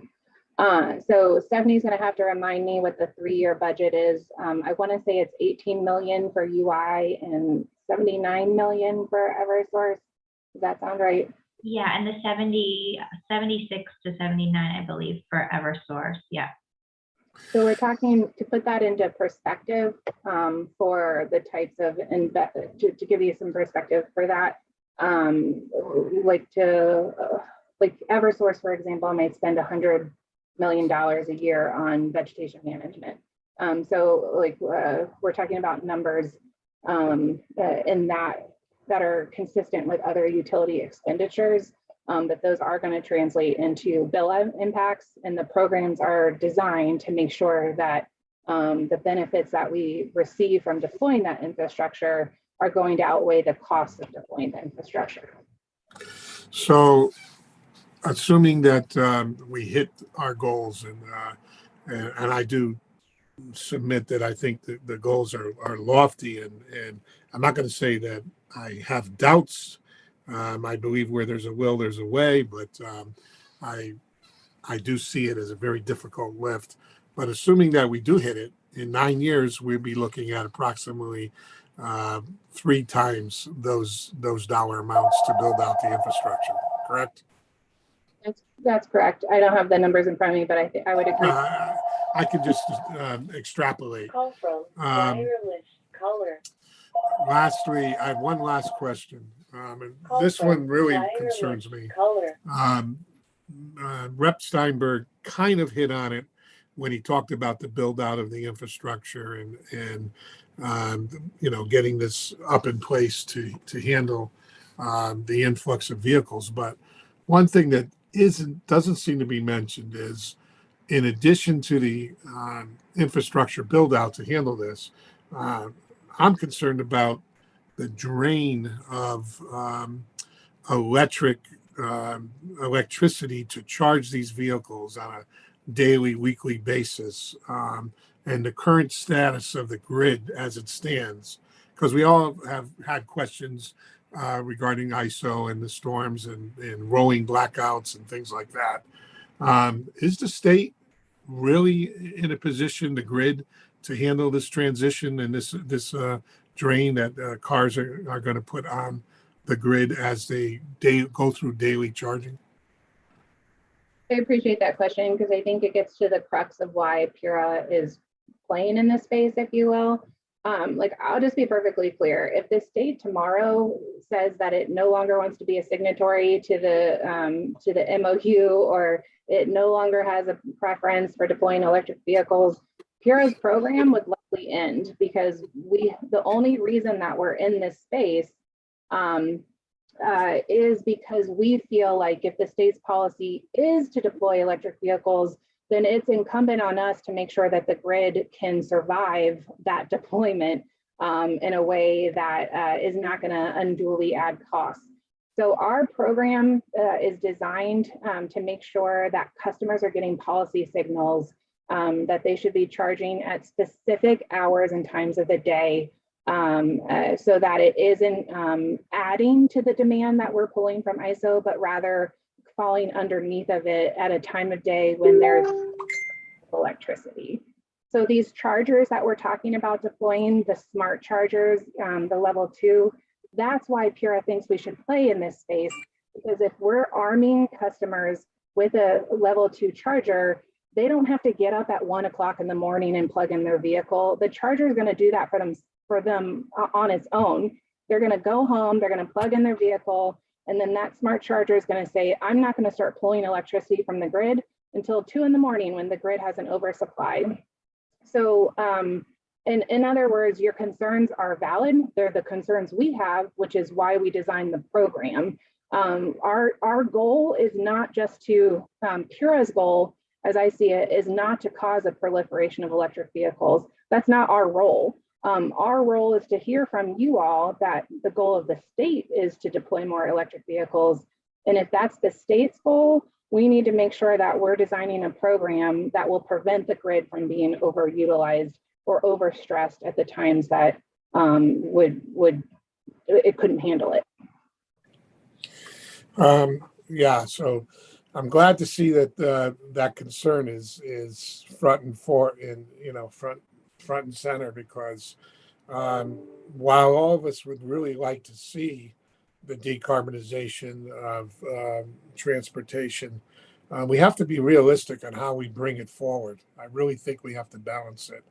And, you're talking about legislating behavior, which has always traditionally and historically led to problems with people complying. If everybody were to charge their vehicles at a certain time, where the grid was being less stressed, that would go a long way to eliminate the possibility of a blackout or an over reaction to the grid. But it's a heavy lift to get people to comply with behavioral change. I mean, if I have a plan to go to Rhode Island and my vehicle's low on charge, I don't know if I'm going to wait 7 or 8 hours to wait for the off-peak time to charge my vehicle. So these are just concerns. I hope we keep them front and center as we move forward. And when we get closer, and these things, I do believe they're going to start to rear their head. We need to have a proactive plan in which we can, deal with those issues. But I thank you for your time, and I really appreciate all the information. I probably will take the next 3 or 4 days to digest all of this, but thank you very much. Thanks, Rep. PURA. Thank you, Chair Arcati. So good to see you, Madam Chair, and to see Josh, and very nice to see you as well. And I had a couple of questions, and one really comment, but two questions. The comment was on the long conversation we had on EV chargers.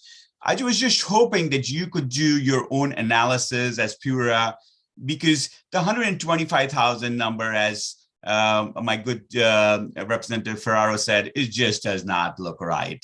We are gonna, in the next 3 years, we're gonna produce in the United States maybe 1.5 million cars, or 1 million for overall domestic consumption, because Europe is really taking many of those. We have only 3 or 4 models, 2 Tesla models and a couple other models right now. So this is basically assuming we'll take 20% or 15% of all US production. It just is outlandish an assumption, as I would say.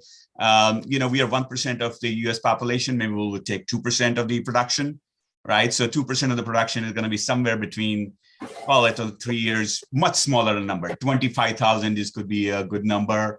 And that's actually a very generous number, thinking that we are going to, double or triple the averages. My point being that there was just no analysis. Somebody just pulled that number out of thin air. I strongly recommend, taking a look at that number a little more, scientifically or reasonably. And I appreciate that. Let me try explain it from this way. When we design a program, just as if we had lengthy discussions during the session about the cap on some of the renewable programs, like you have SB 176, for example. When we've had these discussions, whether it's you all designing a program or PURA designing a program, you have to start with some inputs. And in this case, the input was the state's goal of the number of vehicles. And that led us to a number of infrastructure to deploy, which led us to backing into how much we should incentivize those levels or those pieces of infrastructure. But just as that's an input, it's also an input that can be adjusted each year. So rather than us trying to determine like how many vehicles we think is the right number or how many will be deployed each year, we recognize that's an input to the equation. And each year that we do the docket review, we can tweak that input and say, okay, well, this year we only deployed 1,000, so we're now at 14,000. Sure. And that will translate into infrastructure. And it allows us to decrease the deployment target if that's what's called for. So we'd be happy to look into more realistic projections, but I guess the long and short of it is we don't, we needed a starting point in order to design a program, but the program itself doesn't really need that, because we're going to take the realistic, like actual numbers each year and feed them back into the program. Oh, that'd be great. That'd be great. I just wanted to point out that number is just wrong. There's some things, like, for example, if you told me, a day had 27 hours, I would say that's wrong, right? It's just wrong. It's not possible based upon the number of car manufacturers, what they have said, and they can't make, a factory takes years to build, so they're not going to build up. So we know the production is not going to be there for the cars themselves, so they can't be there. But anyways, I appreciate your point there. I do think that the EV subsidy is misplaced, because for those of us who own EVs know that 90% of the charging happens at home, mostly at night, sometimes during day. 10% of the time you need a supercharger. So I actually do not think the state should invest $1 single on it. There is enough private money available out there. They're going to build it. If they have $1 trillion market cap, some of these companies do, they are in a great position. This is just, us kind of, virtues, we call it virtue signaling, getting one over one another, just to basically say, well, me first. The reality is that we might need to come in later and say, hey, if the private sector doesn't build it in certain remote areas or areas which are less visited, we may have to go back and fill that in, and that would be the government's job. At this point, I think it's extremely not reasonable for us to spend $100 million on this thing. That's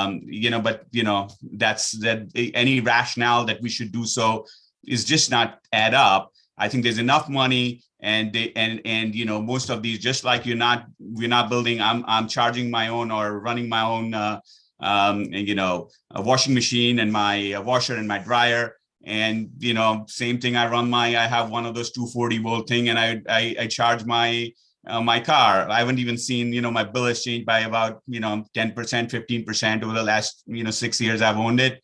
And I have been over 6 years, every 3 months, I go out on a supercharger and get it because I'm lazy and I didn't plug it in at night or I'm longer trip. So really practically, we do not need this. The superchargers are needed for emergency and longer trips, and the businesses will do it. But, that's a comment. I wanted to really speak to Rep. Piscopo's point of cascade, the cascading of the bills, that as we increase, this whole thing is cascading. The defaults are cascading. And this cascade has only begun, I would say, is going to begin, because last year rates were stable. So, I do think we need to get ahead of that cascade. And this is a big cascade coming, because at the same time that natural gas and power prices are high, gasoline prices are also spiking. So it's an energy crisis unfolding in some sense. So my question is there some way that we can get ahead of the cascade? Because it's not going to help really. We'll have to put some money from somewhere else, because if we just keep pushing it lower for one group of people, just what you suggested, that, okay, they don't pay, then what will happen is the other group is going to start cascading and defaulting, because you're going to move, because everybody is at the cusp of saying, I've gotten more emails about high natural gas prices in the last month than in the overall time I've served here. Thank you. So I guess what I would start by saying is, grid mod and all of the dockets that we talked about today, in my opinion, is PURA's attempt to get ahead of every last one of the situations. When I came in, I'm almost at 3 years now.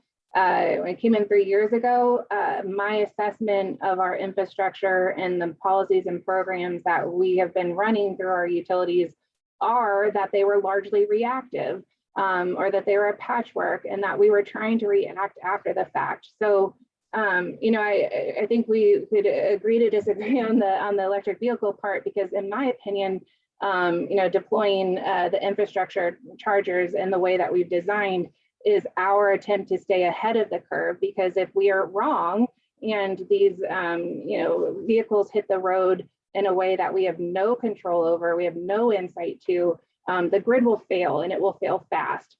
So that's our attempt to be proactive. We're happy to respond to alternative direction. But in terms of the cascading effect, I couldn't agree with you more. I think, where we started this presentation was, I'm trying to make sure that everyone understands these programs come from electric ratepayers. It's funded through your bill. This is not out of the goodness of the heart of the electric utilities, which is why everything that we're talking about here today is grounded in a policy that we've been ordered to do or told to do. And this is our attempt to implement it in a way that's the most cost effective that we can. And the reality of it is that there are some of these programs that will, if designed appropriately, provide downward pressure on bills. Electric vehicles, the more folks that charge from the grid and the more electricity sales that we're making, that's a downward pressure on the bill. So I don't want to imply that everything that we're doing here is going to be all cost and no benefits. It's quite the opposite. There will be benefits from modernizing the grid. The benefits extend beyond just making sure that we can react to the state's policy.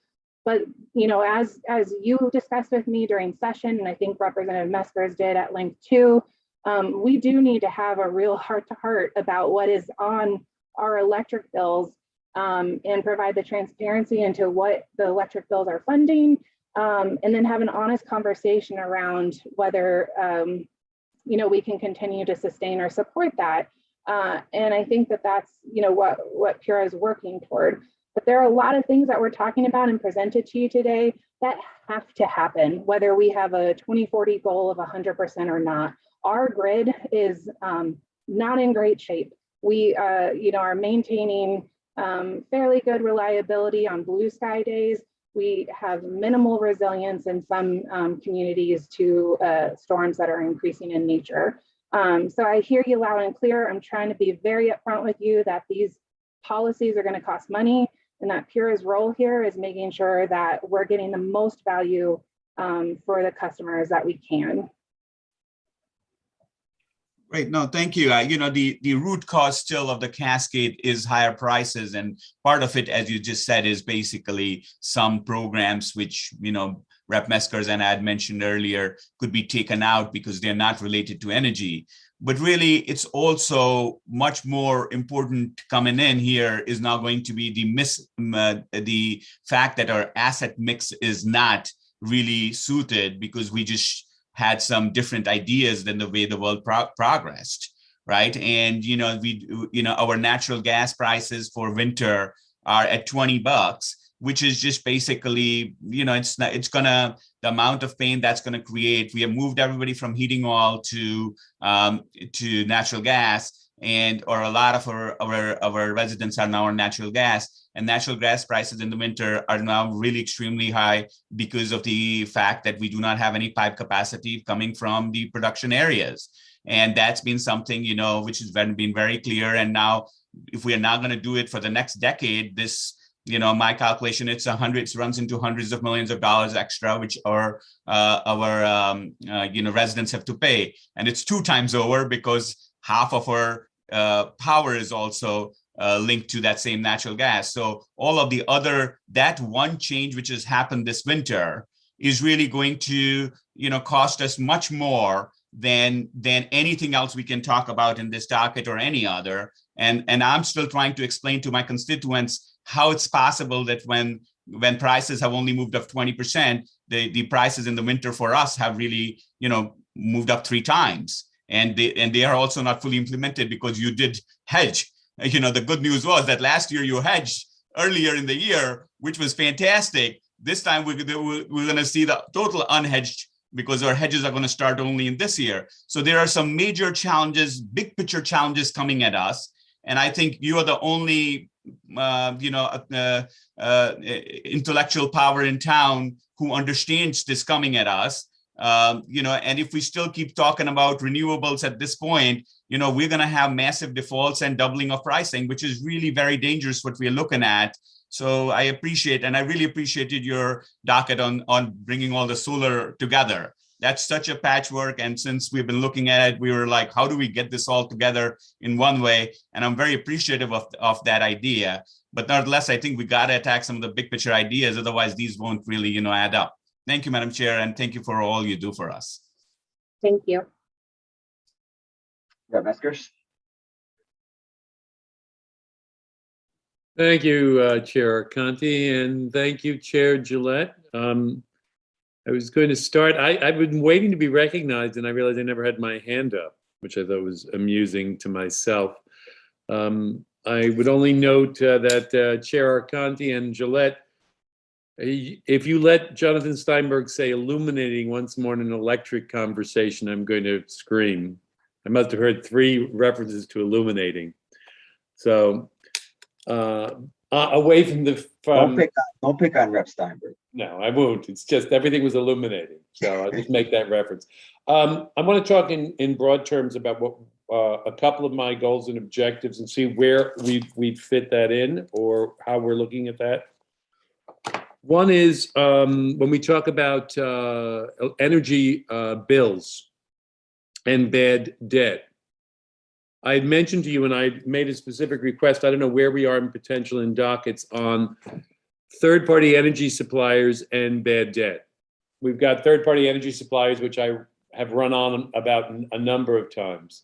When they sell energy to people at an overpriced model and it defaults, it ends up in my energy bill, which annoys me to no end. So on a commercial basis, I think third-party energy suppliers should run their own credit risk in selling energy in the state of Connecticut. I shouldn't be subsidizing their bad debt issues. Now, is that within your docket, or is that under consideration to start with? We have already taken care of that. So the UL gave us authority a year or 2 ago, where if we made a finding that that customers were paying more for third-party supply than they would have on standard service, then we have the statutory authority to prevent suppliers from enrolling what are called hardship customers. And it's on the basis that you just alluded to. The concept here is that if customers are in a category where they may default or their bills become uncollectible, the state has limited resources in terms of providing energy assistance there, and ultimately the bad debt winds up in all customer bills. So we made a finding using testimony and evidence that came particularly from our Office of Consumer Counsel, where they found that over the course of 2 years, low-income customers were overcharged to the tune of $8 million. And so on the basis of that, we have precluded suppliers from enrolling hardship customers. No, I was aware of that, Chairman Gillette, excuse me, Sue, because I just want to be, because I have a couple other questions, so I want to be brief. So third-party energy suppliers, if it's a standard customer and there's a default situation, that's a credit that they bear, it doesn't go into the generalized system? They're not even allowed to enroll those customers. And you also gave us No, I meant for the standard supplier, not for the subsidized customer. So a general supplier, if I'm, as an individual, if the debt goes bad, it doesn't end up back in the system. It does right now, but you gave us authority last session where we could look at the suppliers being restricted to what are called just and reasonable offerings. So we have a docket open right now that's looking at just that. So that decision is still open. Okay. So Yep. the decision on better credit equality. I just don't want those debts spilling into the system and raising costs. That's a basic. So now back on the entire presentation today where I wanted to talk. In the capital needs and the reliability of the grid, is there a study in terms of the length of the capital investment and the depreciation on the capital stock? So, and do you have regulatory and do you have legislative authority to extend the amortization period if we're writing off big capital investments, both to allow Eversource to make larger investments, but to lower the burden to the general customers on those capital investments? So it's a 30 or 40, or can we go out 40 years on some of the capital, or can they depreciate over a longer tenor? We have the authority to depreciate assets over their useful life. So there are some assets that have a 30 or 40 year useful life, and there are some that only have a 10, 15. We have that authority. There's lots of authority that we have that I'm eager to exercise. That has to be exercised in a rate case. So I need them to come in and we would start the rate case with a depreciation study, with a cost of service study, but all of that is within our existing authority. I just need them to come in. So I'll be expecting, and I'll be arguing with you or discussing with you when they come in for the future infrastructure needs to build up the reliability and storage of the grid. And I want you to maximize, to the extent possible, the depreciation schedule so that we can maximize the investment without hitting the customers on the chin. Okay, good. So secondarily, on the distribution charges, which you alluded to, I'm not sure that I was looking for clarity as to whether or not the power purchasing agreements, some of the other things that are showing up in the distribution charge, I'm not sure that my constituents will get much relief if it shows up in the supply charge versus the distribution charge. The second piece that I was looking forward to hearing from you, potentially in the studies and docket you have now, is how much of the social policy on the decarbonization of the grid should be reflected either through the distribution or the supply contract, or how much of that would be better shifted to the general fund, given how regressive. I'm concerned that we're talking about subsidizing our most vulnerable residents in the form of relief in their bills, which I'm not against. I don't think it's a bad policy, but trying to get to an overall reduction in energy rates by trying to move some of those costs off the distribution and generation into the general fund. So I'd be looking within your studies to get a comparative with other states to see how much policy, whether it's in distribution or generation, how much policy pricing is in the electric bill versus how much is in a general fund or in another portion of the state's budgetary expenses. Because I'm looking to try to get to a general regulatory relief in terms of the overall energy bill, because we're the 48th most expensive. So as we unbundle, the second piece would be looking at, are we assessing it in the right place, given that the general fund would be, I would argue, more progressive, and the electric bill is a very regressive flat tax across all consumers. So I'd rather get a simpler process where we can try to get some of that stuff moved into the general fund over time. I know that's not your job, but as we identify, it would be helpful to know what the guidance is away from us. How much is in the energy bill? How much of the policy issues are in the general funds at other states? So when you talk to your compatriots, it would be very helpful. Understood. And I think I had seen some substitute language in one of your bills this session that would direct us to undertake that study. And I certainly appreciate and hear your concerns. When I was talking about the bill redesign earlier, just to be clear, I'm not suggesting that anybody will get relief, whether it's monetary or otherwise, by just seeing, charges show up on a different portion of their bill.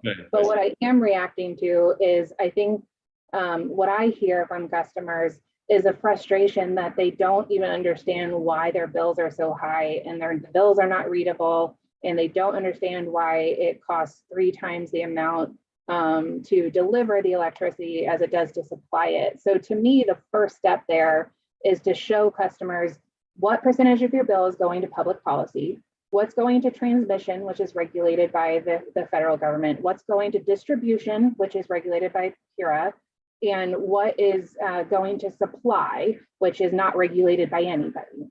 And I think if you put it into those categories, with all due respect to this committee, if they see that a certain percentage of the bill is going to public policy, like maybe people are okay with that, but they understand, either we're paying for that through our electric bill, or perhaps that inspires the conversation for the general fund.